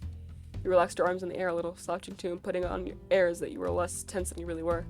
He didn't like Black much, so he set up a plan to kill him and to come join our gang. You looked at Joseph for a few moments, meeting his eyes, seeing that he understood where you were going with this, a reassurance. I know he's not our usual fit, but he's a good one, smart, hard worker. When it looked like you were going to shoot him, I panicked. I had to stop you. I can only apologize for that. A silence hung in the air. The gunshots in the street had died down, and as you stopped talking, Curly didn't reply. He just looked at you. His gun shifted in his hand, fingers fidgeting about it with it as he thought, contemplating what you said. He didn't know if he'd believe it. You were just stalling. It was a lie that broke down under any real scrutiny. But it might be enough. Beside you was a simple build of stone and wood. Sand was piled up around the base, swept into mounds against it by the wind. You hoped that would be your ticket out of here. You just had to wait. So you conspired to lead us both here, and then Black would be taken out, leaving the rest for us, putting everyone in danger just for the sake of him. A lump formed in your throat. You squinted your eyes as the wind blew in your face. It's a stupid gambit, but I can't complain that you showed guts for once. Sounds like something I would have done when I was younger. It's all well and good to have you vouch, but I want to hear from Beaky Boy himself. Why do you want to join us? Joseph looked at you, unsure, a little panic in his eyes. You just nodded at him and nodded in Curly's direction. Joseph's stalling for you was perfect. It let you focus on what was more important right now. The wind. That's what you were waiting on. Well, sir, I was just sick of the way Black treated me. There's no respect. You felt the wind whipping around you, blowing into the town, whistling through the alleys. I was hoping for a fresh start, I suppose. New gang. No. Wait. Curly's face remained the same, contemplative, a little bored. The wind was dying down, a new gust soon. I can make myself useful. I know a lot about... Curly waved his hand at Joseph and shook his head. Save it, kid. You're giving me a lot to chew on, but I'm not a patient man. I've made my mind up. The wind was picking up again, blowing past your ears. You're a traitor, Joseph. I don't have time for that. The wind was rushing at your back now, the whistling of the alleyways gone. This was the moment. You stuck your foot behind the mound of sand next to you, piled against the well, and swept your leg to kick it all as hard as you could. The sand and dust exploded as you cleared through it and sent it into the air towards Curly. The desert wind you'd been waiting on rushed in his direction, the grit and rock from a cloud that covered him. He didn't realize what was happening till it was too late, his guard down. There was a momentary sandstorm in his eyes and his mouth. Joseph and you didn't wait as the dust cloud swallowed Curly, turning tail and running past the well towards the main street. Joseph was ahead of you, jumping over Black's body as he ran. You slowed down and stooped to grab Black's revolver from his holster. A shot rang out behind you, and another, and another. You ducked down, and there was a loud crack of rockets when the bullets hit the wall. Curly, usually a cool and collected shootist, was firing blindly in the direction you ran, just trying to hit anyone he could. With Black's gun in hand, you peered over the well at Curly. He was standing in the same spot, covering his eyes with his arm, gun held out. He couldn't see again yet, but he was listening for if he'd hurt anyone. You know how good his hearing was, just like yours. He was waiting for you to move. Crouched on one knee, you leaned forward, feet poised to launch you from behind the well. You pushed hard and sprinted from your standstill, running at Joseph, who was cautiously waiting around a corner for you. Another gunshot, striking the ground near where you ran, and you stumbled as all the momentum of your run propelled you forward. You glanced at Curly as you ran and saw him start walking towards you both, around the edge of the building. Joseph's hand tapped you on the back and pushed you forward as you ran past, running behind you as you headed towards the saloon. 2 more shots rang out. A window on the saloon burst and shattered glass fell out of the frame. You heard Joseph cry out behind you. There were more shots now, but not from the Curly, as you cleared across the street. The fight started again, bullets flying. Joseph and you slammed into the doors of the saloon as you leapt onto its porch. There was a red gash on Joseph's shoulder. You couldn't stop yourself from staring at it, a deep pit suddenly opening in your stomach. Joseph snapped you out of it as you opened the saloon door and rushed inside. You made to follow him, but look behind yourself first. Curly was standing at the end of the street, wary of the shots going off, staring you down all the while. Something in his eyes changed when he saw you looking at him. He looked at his gun before tossing it aside, not waiting to reload. He pulled his knife from its sheath and started booking it towards the saloon. A chill of ice ran down your spine as he started running at you, and you hastily threw Black's revolver across the floor towards Joseph. Hide! He looked at you, then saw Curly past you, then looked at the gun on the floor and grabbed it after a momentary pause. The last thing you saw as you slammed the saloon door shut was Joseph sliding to the end of the bar, before Curly was upon you. You swiveled around in time to see Curly reach toward you as his hand closed around your throat, shoving you against the wall. A dull pain throbbed at the back of your head as it bounced off the wood, Curly gripping your neck and keeping you there. Your hand snapped to his arm and pulled, claws digging in and scratching at the muscles of his arm, straining against his skin, drawing blood. He had no patience for that and snatched his arm away, snarling, before snatching your wrist and holding your arm up, pinning it to the wall. Your back was flush with the wood, forced onto your tiptoes by his pulling on your arm, bringing you to his height. His grip was tight around your wrist, your hand starting to feel numb and prickly. He came up close to you and brought his knife up, tracing the blunt end around your face before turning it around to threaten your cheek. The blade cold and hard through your fur, just below your eye, held still to your skin by Curly. He was so close now, face to face. You could smell the days of coffee on his breath and see your own tired, fearful face in the pinprick of blackness of his eyes. Your mouth dry, your panting breath hurting in your throat. I always knew you'd turn traitor. I never fucking liked you. The way you looked at me sometimes. Hate, I think I'd call it. Had me going for a moment back there, though. Thought you'd finally seen some sense, in your own screwy way. Too good to be true, ha. But what should I have expected? It's always been your game, blending in. You know what you were doing. Never giving me an excuse, never giving me a chance, because you knew what I do to traitors. How I like to make 'em squeal. You're stupid, but not stupid enough to let that be you. Till you blew it today, of course. You felt the knife twist so slightly in his hand, toying with it, thinking of what to do with you. Shame that I don't have time to give you the proper traitor's punishment, but I have your feathered friend to finish off after you. Say your prayers, kid. The beating of your heart pitched into the rhythm of a stampeding horse at the thought of dying, of the knife about to slice you open. The thought that Curly was about to kill you, but what scared you even more was the thought of what he might do to Joseph. Time felt like it was at a standstill. Curly was going to make his move. You had to do something. You weren't going to let this happen. You couldn't. You came here to kill him. You weren't going to die. The fear propelled you now as your head lunged forward. You stuck out your neck with the speed of a cracking whip, snapping your jaws open. Curly hadn't even pulled the knife back yet, and it sliced through your cheek as you stuck your head out and clamped your teeth on his snout. You bit as hard as you could on Curly's face, teeth meeting bone and cutting through flesh, all the tension in your body locking up your jaw. You tasted blood as it hit your tongue and knew you'd done enough, throwing your mouth open wide and pulling away as Curly recoiled. He let go of you, staggering back a couple paces and let your feet fall flat on the deck. His hand covered his maw immediately, feeling the damage, wincing, blood starting to pour down his chin. You kept your mouth open, not daring to breathe yet, sucking on your teeth and spitting a red glob to your side that splattered on the floor. The taste of blood in the back of your throat made you want to be sick. Curly was breathing heavily through his fingers, hackles raised, growling, eyes flitting around you, but absolutely focused. In an instant, he rushed towards you, the knife in his hand twisted downwards now, and he raised it up to stab you. You were frozen still for a moment before you threw yourself out of the way and ducked his Curly plunged the knife where you'd just been. It buried itself deep in the wooden wall of the saloon. You stumbled, hand landing and steadying yourself on the edge of a window. Curly tugged at the knife once, twice, but it wouldn't come loose. You made eyes towards the saloon door, thinking of running. Curly gave up on the knife as soon as he saw you make a move, snarling and throwing his weight out to catch you. His arm stretched out and grabbed you, both hands digging in under your armpits and pulling you back, lifted up in front of him. He held you aloft for a moment in his fit of rage, your feet clear off the ground. He swung you one way, then swung you back with all his strength, the inertia lifting your stomach as he hurled you at the window. You shut your eyes tight as you were thrown, and your whole body tensed as you crashed through, the glass cracking at your back. Your senses were overwhelmed as you sailed through the window, the sound of shattered glass deafening in your ears. You were in the air for what felt like minutes, totally weightless, before you crumpled upon the ground. Your body screamed at the bruises, the cuts, the scrapes covering your body. Your back felt like it was on fire, your face wet and sore. You were curled up, lay on your side. You wanted to get up, to move, but you couldn't. Your limbs were too weak, your head swimming. It was all you could do to crane your neck and lift your head up enough to look towards the window. The sunlight was streaming in, so bright from your view on the floor. You heard the sound of wood creaking and cracking. Curly walked slowly into view of the window, holding his knife again, breathing hard still, muzzle stained and matted with blood. He wiped his arm across his face, getting the blood out of his nose, relaxed, like a boxer who'd won his fight, just cleaning himself up. His frame filled the window, silhouetted by the sun, shadows spilling into the saloon. He looked at you with smug relief and sighed. "Getting too old for this." He started carefully climbing through the broken window when a loud bang went off behind you, echoing off the walls of the saloon. Staggering back at a step, he clutched at his chest, and another bang went off, a second gunshot that made another small red hole. He stumbled, trying to catch himself on the porch railing, but sliding off, falling out of sight past the window with a series of thuds. You heard shuffling behind you as Joseph crawled from behind the end of the bar over towards you. His gun rattled on the floorboards next to you as he discarded it, hands gingerly touching you, trying to find some purchase to help you up.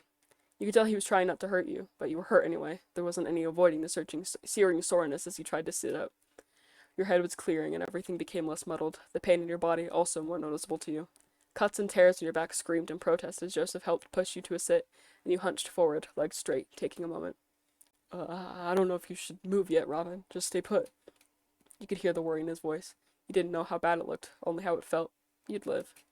The other thing you heard concerned you more, past the cacophony of guns outside, past the wind howling through the broken windows. You shifted your weight to the side, pressing your hand to the ground and rolling onto your knees. You took another moment to breathe. Your back was on fire every moment you moved, but you could deal with it. You just had to take it slow. Facing the floor, you saw yourself reflected in the shards of glass scattered around you. There were gashes on your face, on your cheek. A large red wound went around the top of your snout, and you resisted the urge to scrunch your face and see how it felt. "Robin, where are you going? You're gonna hurt yourself." I'm all right." It wasn't very convincing that you winced as you said that, a long pain-relieving exhale as you slowly stood up. Straightening your back felt better even as the many cuts flared up, soreness fading as you stood to your full height. You turned to the window and walked gently over to it, stepping between broken glass toward the sound of struggling breathing outside. Your hand passed over the handle of your gun and you pulled it from the holster, pointing it down past the window as you peered over.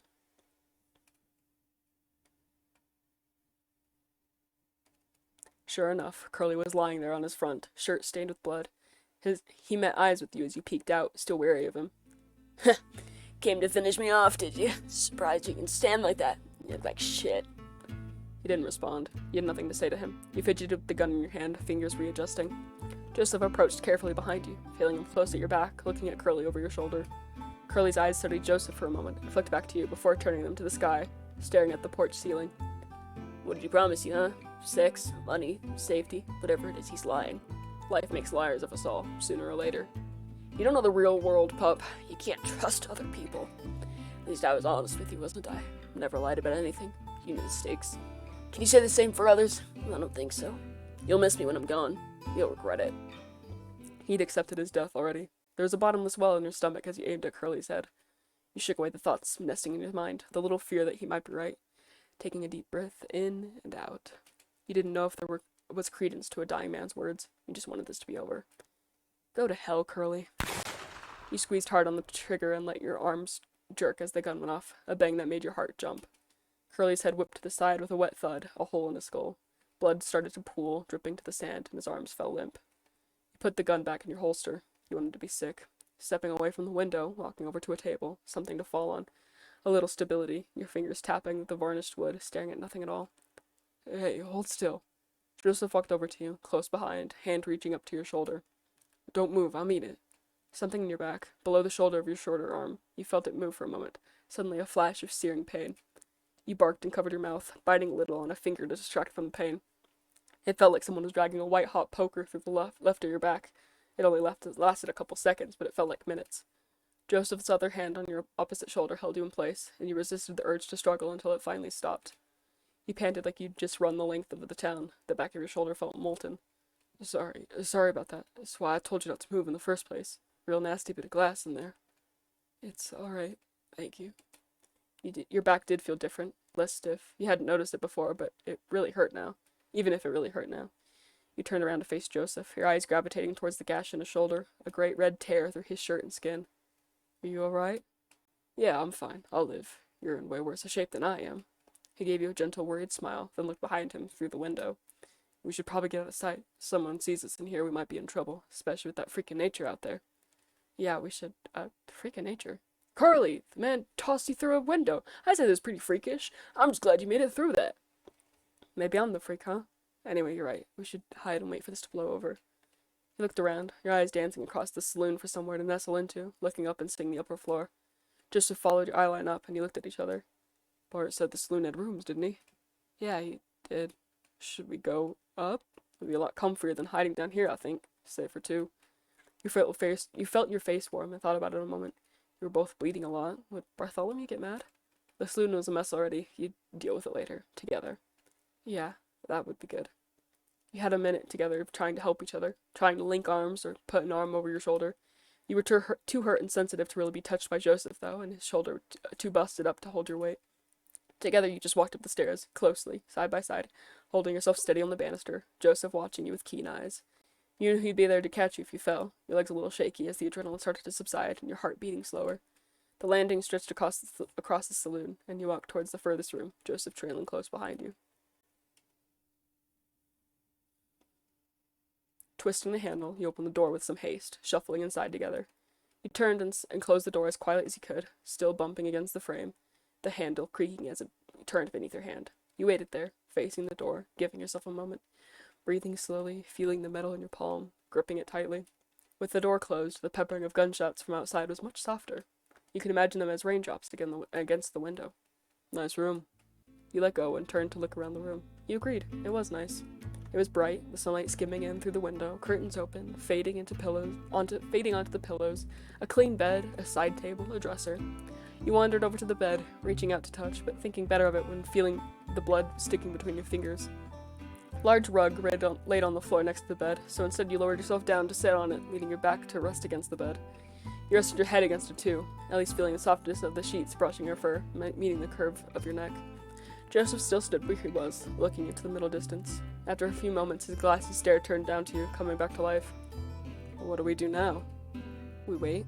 Wait for the fight to die out. Once they realize who's died, they should leave. Hopefully we won't be looked for. Right. He shuffled over to the bed and leaned down, groaning as he hit the rug, sitting against the bed as you did now. Sit here and hope for the best. As good a plan as we've had so far. He sat awkwardly as he tried not to put any pressure on his shoulder. The red gash was painful just to look at. Shoulder hurts like a son of a gun. God, at least it stopped bleeding by now. Yeah, mine kinda hurts still. Probably not as bad as yours, though. Suppose we should be lucky it wasn't worse. Ain't that the truth? You gingerly touched the cuts on your face, checking over if they were still bleeding, seeing how deep they'd gone. Only little blood came to your fingers, your face sore and raw, but you'd live. What's a few more scars? You can get patched up when all the townfolk come back, I hope. Yeah, I'll be fine, don't you worry. You tried not to worry, settling yourself down, trying to rest. You stared at the wall of the bedroom, unsure what to think, unsure how to feel, tracing the grain of the wood with your eyes. You wondered if the numbness you felt made you a monster. Some strange lacking that left you sitting there, bereft of feeling. How are you supposed to feel when black is crumpled up by the well, desert heat drying the wet and stained sand? How are you supposed to feel with Curly lying peacefully in the shade of the porch, wind-swept fur catching drips of red? You thought about how helpless you'd been after Curly threw you. You wouldn't have been able to fight back. You thought about his smugness as he came to step through the window. You thought about him walking over, boots clacking against the wood, the cold metal of the gun through your fur as he stooped down to press it to your head. You were brought back from your thoughts as your ears drew your eyes away from the wall, down to your side, down to where Joseph's hand fidgeted, tapping against the floor. The softest of patters against the rug, an unheard rhythm from within him. His breathing caught your eye too, then a noticeable rise and fall of his chest, the long exhales through his nose. Your eyes continued up to his soul and face, the feathers of his head shuttily shaking, nerves bubbling to the surface. You looked back down to his hand and found yourself reaching across, reaching out to take hold. Joseph jolted as you touched him, his hand almost reflexively jerking out of yours. As he came back into the world, he looked down. He relaxed his arm when he saw, squeezing you a little and letting you steal his hand away into your lap. It was trembling as you stroked your thumb over the feathers, squeezing his hand back firmly. Your hands moved around each other, grappling and dancing, exploring each other's fingers and palms, a distraction of each other's fur and feathers, just the two of you. Joseph's arm being pulled away from him started to make him lean, his body slowly shifting inch by inch closer to you. He started to tilt and his head tilted too, laying on your shoulder with a comforting heft of weight. You laid your head on his, feather ends tickling you through your fur. He untwisted his arm to a comfier position, keeping it near. You took a hold again, holding the back of his hand, digging your fingers in between his, intertwining. Now you're both still, only the small movements and getting comfortable to disturb you, hands fidgeting together. We're alive, huh? Did we really do that? Nah, there's no way. When we rolled up on Clemency and I saw y'all, I thought we had no shot. How did we make it out alive? There was an incredulity? I don't know, to his voice that weighed on your heart. He was right, you nearly died.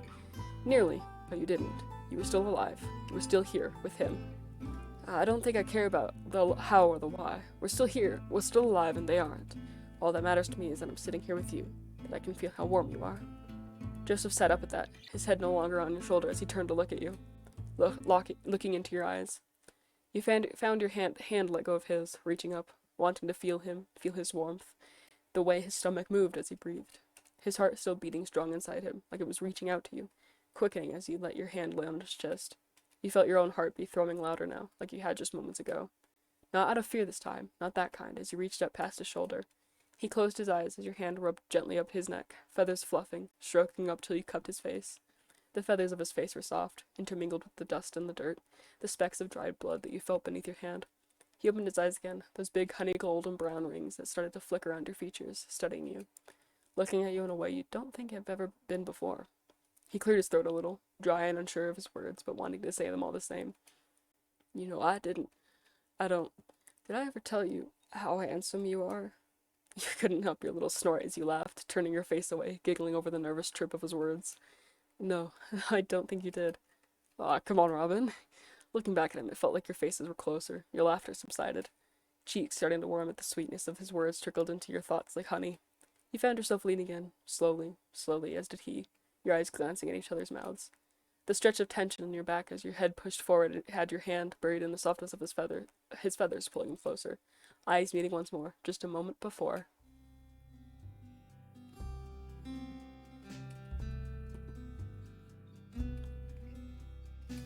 Your faces met. You pressed your lips to the end of his beak, his hot breath on your lips. In your mouth, as yours was in his. You held the kiss there, holding your lips to his, unsure if this was what you were supposed to do. You'd never kissed anyone like this before. You hadn't met anyone like Joseph before either. You just wanted to be close to him like this. Your heart was beating hard in your chest, your cheeks flushed and hot. You heard what sounded like sweeping, realizing it was your tail wagging across the floor. A few more seconds passed before the kiss was broken, your hand falling from his face to hold onto his arm. You looked at each other, with quivering breaths. You could feel the strong rhythm of his heartbeat in your hand. A big, gracious smile spread across Joseph's face. He matched it with a more sheepish one, embarrassed still despite everything. Guess you never kissed anyone with a beak before? No, I haven't. Or anyone without one for that matter. Well, if that really was your first time, I got nothing to complain about. I'd just say it was a very mammal kiss. Oh, really now? Do educate me. You have a lot of lip to it. Birds can't do that so well, you see, so we tend to kiss a little differently. Your face warmed even more, your ears burning as he leaned in closer, talking softly. Let me show you. One hand came to rest on your leg as he leaned forward, his beak passed flush with your snout. You closed your eyes as he came closer, the whispers of his breath warm on your face as the tip of his beak gently poked at your cheek. He preened and rubbed his beak through your fur, almost nibbling at you, feeling soft scrapes against your skin. Joseph's affections continued against your cheek, the feathers of his face close to your nose, smelling of sweat and tobacco. He nuzzled through the fur of your face a few moments more before rubbing his beak all along your snout as he dipped his head back. You opened your eyes again, bemused by Joseph's new kiss, to gaze upon his bashful face. From the blush of his cheeks and the unusual shyness he was trying to shrug off, you felt as if you'd been entrusted with a secret. Oh, what do you make of that? I guess I liked mine better, but I can get used to those too. He slipped an arm around your back, holding you closer as your heart fluttered at the thought of familiar kisses. I would be happy to oblige. His face beamed with a warm smile, and he leaned forward to rest his head atop yours. You reached your hand across him and grabbed his other hand, pulling it into his lap, keeping you all close like a bundle of sticks. Letting your mind focus on him, feeling his hand squeeze your side firmly, squeezing his other hand back, listening to his breathing, to the small shuffles of his clothes, to the faint beat of his heart in his chest. Your ears flicked around a little as you heard something else, some subtle noise you wanted to ignore, focusing on the warmth of Joseph. The fight in the street seemed to be over. No longer could you hear the muffled shots, the pops or bangs or cracks that split the air. What you could hear now, though, were rhythmic thuds, distant and soft, but growing louder by the second. It was footsteps, first at the stairs, but now coming along the landing, coming closer. You sat up sharply, knocking Joseph in the chin a little as you heard one of the doors open and then close. Whoever it was checking the rooms. Joseph sat up as he took note of the noises as well, realizing the same as you. Someone was looking for you, or at least someone was looking for stragglers. Your hand snapped to your gun and pulled it from the holster, aiming it square at the door. You heard more doors open and close. Whoever it was would be here in just a few seconds. The footsteps grew that little bit louder, and you found something familiar within them. There were 4 footsteps, 2 people, but there was another offbeat thump there, out of pace. A 5th footstep? As the hunters came to the door, you realized what it was, and your hand coming down pointed the gun away. Joseph whispered urgently, "What are you doing?" It wasn't another footstep you heard. It was the thump of a cane. The door swung open with 2 figures standing in the doorway. A moment of uncertainty had you pointing the gun back their way. You put it away again, though, as, sure enough, you saw who you were expecting. It was Sheriff, along with a man unfamiliar to you, a lanky, serious-looking hare, who leaned in, still holding the door handle. "Whoa, put that thing away there. We don't mean you no harm." Both of them had rifles slung over their shoulders, and Sheriff's worried face turned to one relief when he met eyes. "And there I was getting all twisted up worrying about you two. I knew you'd be all right." "Sheriff, what are you doing here? I thought everyone was out of town." "Well, everyone is, except for us. Oh, I should introduce you. This is Matthew. He stayed behind to help me. I couldn't go with everyone else. I was worried about the town and you boys, so Matthew and I stayed here to help however we could. We were up on the roof, shooting as a distraction. I hope it was of some help." "Wait, that was you? I thought we were supposed to be pacifists." Well, we didn't actually shoot anyone. We just shot near them. Trying to tip the scales in your favor and giving them something else to worry about. Looks like that made the saloon a bit of a target, though. Bartholomew's not going to be happy about this mess." "I'm sorry, we'll do whatever we can to help." Matthew waved it off cheerily. "Don't worry, my husband's a very forgiving man, but this saloon is like his baby. He'll want to know you're all right, but after that he's going to want to fix it up." So this was the husband. You didn't think your first meeting with him would be like this. "Seems like you got banged up pretty bad, too. I don't know if we should have done more." "No, I think you may well have saved our lives. We knew the danger of what we were doing. Thank you for helping us like that. You didn't have to." "Yeah, thanks. We owe you one." "Don't mention it. We'll ask for your help when you're better, but right now you need some seeing to. Lucky for you too, the town doctor's here." "Where?" "You're looking at him." "Ah, sorry." "Nothing to apologize for. We've all had quite the day." "What happened to everyone else?"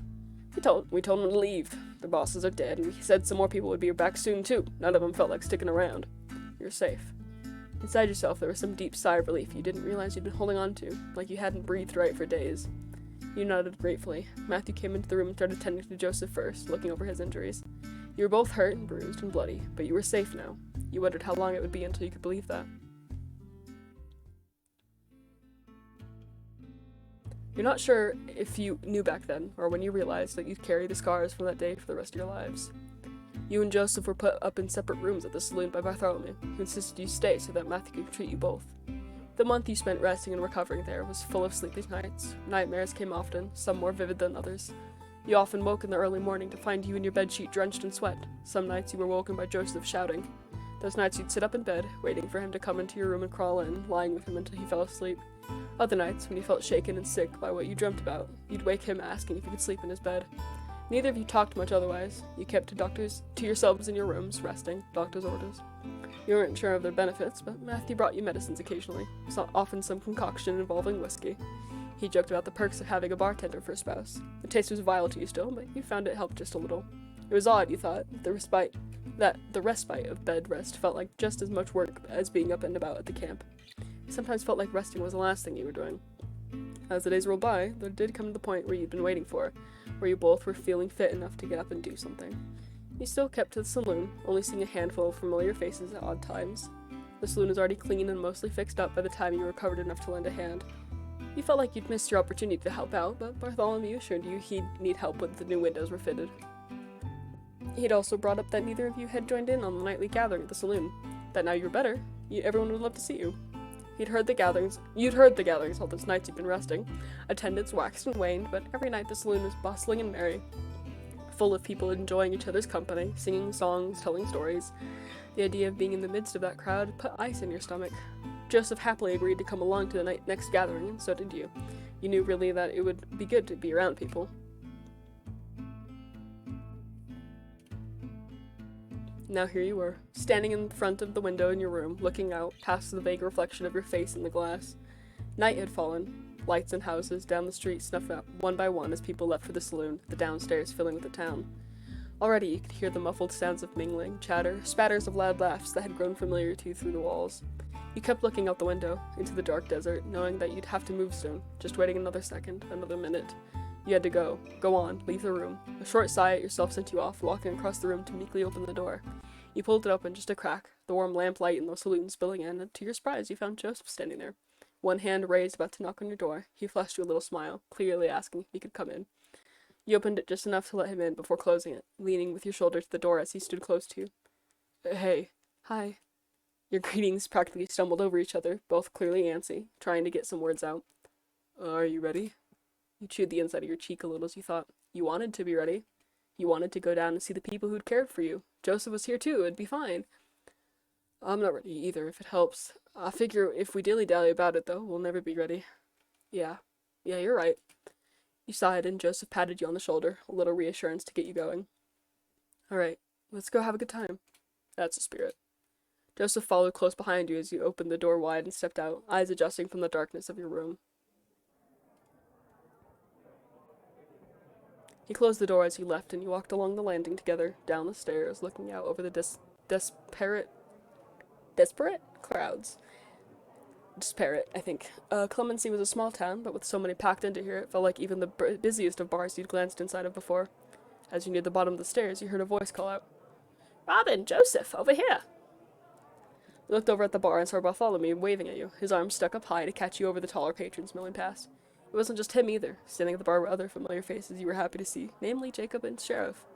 You took Joseph's hand and walked through with him, excusing your way past people to the bar. Jacob and Sheriff sidled along to make some room between them, a friendly gap for you both to squeeze into. It's good to see you well again, Robin. I found myself rather worried after what happened. I'm glad to see you too, Jacob. I didn't lose another limb, so I think I have nothing to complain about. He gave you a gentle, reassuring smile, seeming genuinely calmed by your jokey reassurance. Sheriff leaned in to address you both. It's good to see you both in good health, for sure, and you'll be in even better health with the drink down you. Bartholomew? It's what I'm here for. On the house, fellas. What are you drinking? Damn, really? You sure? We've been taking up your rooms and our free drinks. You're really spoiling us. You need something so we can toast your health. Come on, take your pick. Oh, well, I'll just stick with the beer. Alrighty, how's about you, Robin? Can you do me a whiskey? You felt Joseph giving you a quizzical look, surprised you'd chosen such a hard liquor. Sure thing. Let me get on those. He turned and busied himself with finding what you'd ordered, and you looked at Joseph, his face still confused over your choice. What? I have quite a bit of a taste for it. Nah, I can respect that. I just didn't see it being your kind of thing. I'm full of surprises, huh? Sure are. You felt a little blush rise to your cheeks as he gave you a wry smile. Bartholomew set down a stout tumbler of whiskey alongside the beer on the counter. You took your drinks as Sheriff started to speak. That's more like it. Now toast to Robin and Joseph. You boys pulled off something incredibly brave, and I'm thankful you made it. Hear, hear. You went around clinking glasses with Jacob, Joseph, Sheriff, and Bartholomew before taking a sip of your whiskey. Before it even reached your lips, the smell was burning in your nose, and continued to burn as it slipped down your throat. It was a pleasant burn of sorts, though. You weren't sure if that was the way it was meant to be, but you enjoyed it all the same. So, boys, I don't know what your plans are, now you're all fixed up, but I thought I'd take the moment to ask if you'd like to stay in Clemency. I really think you'd fit in here. It's just an invitation, mind you, no need to give me an answer now, but just think about it for me. You and Joseph glanced eyes for a moment, both humbled and blindsided, unsure what to say. Why did the question leave you gripping your glass, fidgeting your thumb over the rim? Wasn't this something you wanted? Thank you, Sheriff. That's a very kind offer. We'll have to sleep on it, I think. Not a problem. Just a suggestion, really. Don't mind me none. Truth be told, I can't say we have much in the way of plans as of now. Yeah, no, we haven't really thought about what to do next. That was the honest truth. All you'd focused on was getting away from Curly, out from under his shadow. Now you were free, you could do anything, and yet could think of nothing. A tightness took hold in your chest. Well, if it isn't my favorite patients. Matthew came wandering over to the bar and greeted you both with a beaming smile. Great to see you up and at it. All thanks to you, Doc. Ah, well, you're too kind. I'll drink to that. He took a swig at the beer he held, as did Joseph in kind. I'm setting up a poker game right now, so thought I'd wander around and see who's game. I'll join in. Alrighty, I've already got another guy as well, so just need at least one more person. You able to sneak away from the bar, hun? He spoke past you, Bartholomew, who rolled his eyes. I admire your tenacity, Matthew, but I'm not going to join your poker no matter how many times you ask. Alright, can't blame a man for trying. Joseph caught your eye and gave you a look to ask, mind if I go? To which you just nudged him encouragingly with your elbow. I'm game, if you're prepared to lose. Ooh, that's fighting talk. I should have known you'd be up for it. Come with me to the table. Joseph gave your arm a gentle squeeze before he grabbed his beer and headed with the sheriff back towards the back of the saloon. You watched him disappear in the throng of people before turning back to the bar, just left with Jacob and Bartholomew. Not a gambler, then, Jacob? Oh, heavens, no. Not that I have any particular objection, I'm just terrible at it. I have to say my poker face is quite dire. You chuckled at that, certainly seeing how it could be the case. Your eyes turned down to your drink, small talk dying away, staring into the clear liquor that streaked the glass as you rolled it around in your hand. Were you a whiskey drinker now? You couldn't have foreseen that a month ago. Nor could you have foreseen before that you'd have met Joseph, that you'd end up here, having left the gang, Curly gone. Thinking back on it, it felt like you were always going to be under Curly's thumb. What else was there for you? That was going to be your life until the tides of fate swept you elsewhere. You didn't think you'd ever have a chance like this. Now you have the chance to choose your life. Everything is still just as hazy. What comes next? I know that look. You turned your eyes up towards Bartholomew as he put his elbows on the bar, leaning with a friendly, knowing demeanor. That's the face of someone with a lot going on in the upstairs. That or there's something very interesting at the bottom of that glass. You're thinking about what Sheriff said? Yeah, it's just, I don't know. What are your plans now? You must have some idea of what you want to do. I can't say I do. I've not thought about it, I guess. You know, you don't have to stay in Clemency. You could go anywhere, really. Oh yes, I would say I agree. Traveling is an incredible way to learn and to discover what kind of man you are. What kind of man? Indeed, it is easy when young to think you know the world, think you know yourself well. That is what I thought before I went on my pilgrimage. Doing his voice makes one of yawn. The man who left Pennsylvania all those years ago is not the same man who arrived in Clemency. In fact, the man who arrived in Clemency and the man sitting at this bar now are not the same either. Convening with your fellow people gives a great deal of clarity and substance to your character. I think I see what you mean. You knew what he meant, of course. You'd run with Curly for years now. Who you were when you left home and who you are now are strangers to each other. You weren't sure, if that person from years ago met you now, that you'd be someone you wanted to know. It's not just yourself either. You can learn a lot about someone else from traveling with them. Me and Matthew learned so much about each other on the trail, both the good and the bad. I don't think you really know someone until you've had to share the same bed for weeks on end. It could be good for you and Joseph. Maybe. You could feel your cheeks turning red. Joseph had talked about riding east before, but that was more like running away at the time. What Bartholomew said stuck in your head. Do you even know Joseph? Do you really know him? You thought you did, but really, you've only just met. You don't really know that much about each other. While you may feel things for him and never have anyone else, and you've gone through hell and high water to be together, is that enough? Is that a reason to stick together? Do you want to know who he is? Do you want him to know who you are? You have no idea what the future holds. You have no idea about anything. You don't know Joseph. He doesn't know about you either. You don't even know yourself.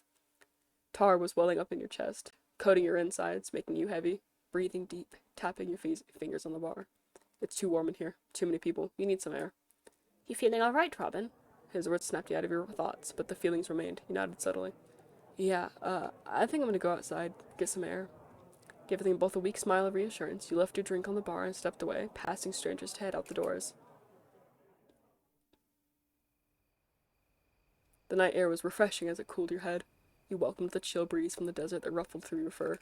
You didn't hang around long on the saloon porch, walking away into the town, leaving behind the yellow light that spilled from its windows. You left the town, too, past the sign that read its name, making your way up to a path at the outskirts that brought back forlorn memories. Memories of feeling not unlike the ones you were harboring now as you stood at the top of your climb on a familiar cliff. You took slow, deep breaths of the night air, filling your lungs, clearing your head. You wandered over to the cliff edge and gazed over the town, the light of the saloon stark against the inky dark. The desert was quiet, save for the whistle of wind carrying the chirp of insects. You crouched down and fell on your haunches, sitting and letting your legs hang over the edge of the cliff. It was funny to think how many life-changing things had happened to you up here. Meeting Joseph, spending the night with him, sowing the seeds of your plans to be free. Was there some comfort to being here, perhaps? Fond and fresh memories that calmed you, reminding you why you were here. Still, there was a gnawing feeling on your heart, no matter how much you hoped for there not to be.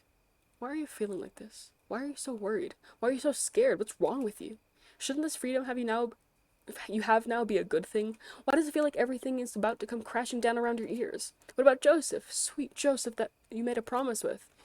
You let out a heavy sigh. You didn't expect to be weighed down with so many thoughts tonight. This was supposed to be a celebration. Now you're up here, away from everyone, many contradictions running through your mind. It's always been your answer to things, running away. The only time you didn't was because of that promise. How stupid can you be to choose to fight and then want to run away from everything you were fighting for? You'd probably run away from yourself if you could. You just wish you could answer why. You sat for a little while. The wind up here was still a pleasant breeze. It blew past your head, cooling your warm ears, taking small grains of sand with it that floated off the cliff. Not thinking about much at all as you looked out into the night, at the distant, dark blue silhouettes of hills. Howdy, stranger. What brings you out here? You were drawn from your trance by Joseph's voice all of a sudden. You're so out of it, you hadn't even heard him approach. You turned and looked up at him. He was standing a few paces away, his beer in one hand, your whiskey in the other. Mind if I join you? You nodded at the ground, letting him know he could come sit. He walked over and lowered himself carefully to sit next to you, keeping the drink steady. He held your whiskey glass out to you by his fingers, and you took it as you put it on your palm.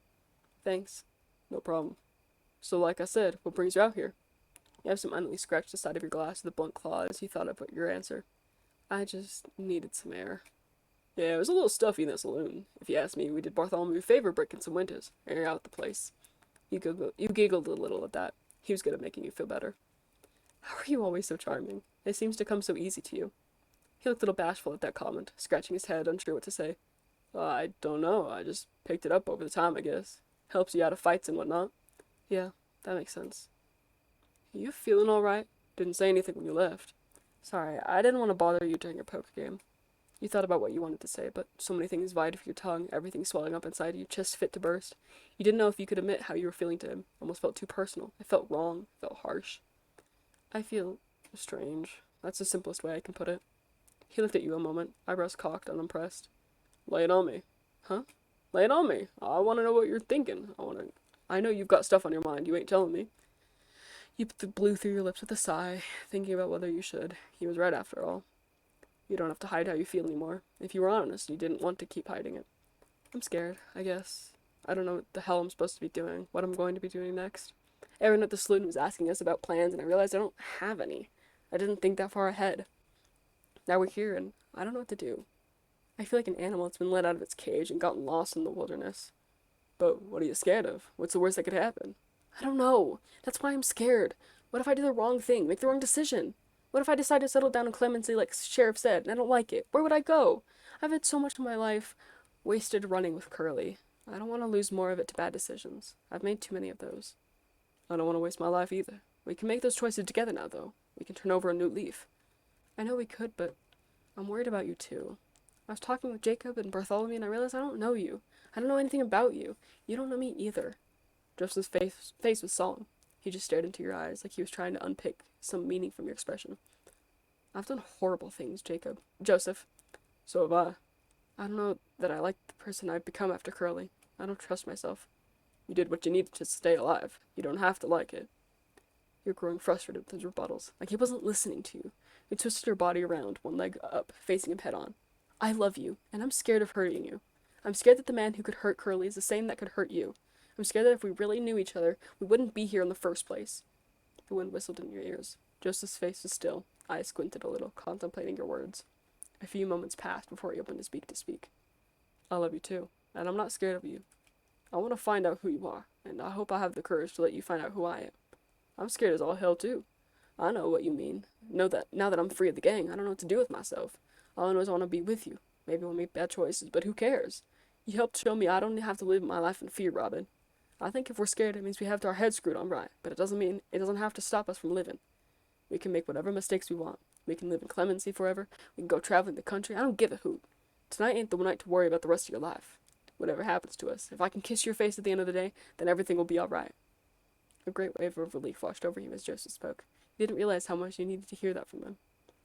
A kiss and a prayer? He laughed. Yeah, on a kiss and a prayer will be just fine. Story of our lives, huh? He leaned in and pecked you on the cheek, bringing a blush of warmth to them that even the night breeze could not cool. Seems pretty good to me. Now come on, let's get on back down there and have a good time. I think someone said they were going to dust off that old piano and play us all a tune. He made to stand up, but you reached out, placing your hand over his. Wait, is it alright if we just sit here a little longer? Then we can go down?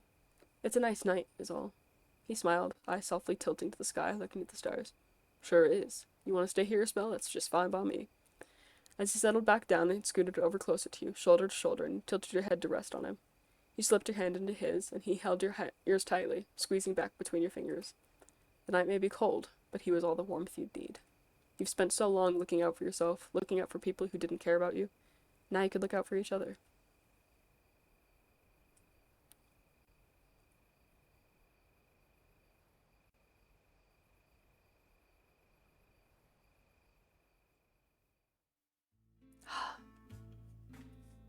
It's so good. Such a beautiful, beautiful game. I'm gonna end the stream here. I'll let the credits roll. Yeah, thank you guys so much for watching. Hope you enjoyed Lookouts. It's on itch.io. You can go there and play it for free, or you can pay a little bit of money to get some extra content and stuff, which is what I did. Because also I didn't want to have this for free. I wanted to give the creators some money for this wonderful creation. I followed them on Twitter. Check out their itch.io page. I'll actually send a link to it if it'll pull up very quickly as it's scrolling. I'm sorry you can't hear the music. There is the itch.io link. And yeah, be sure to check this out. And thank you guys so much. I will see you guys later. Peace.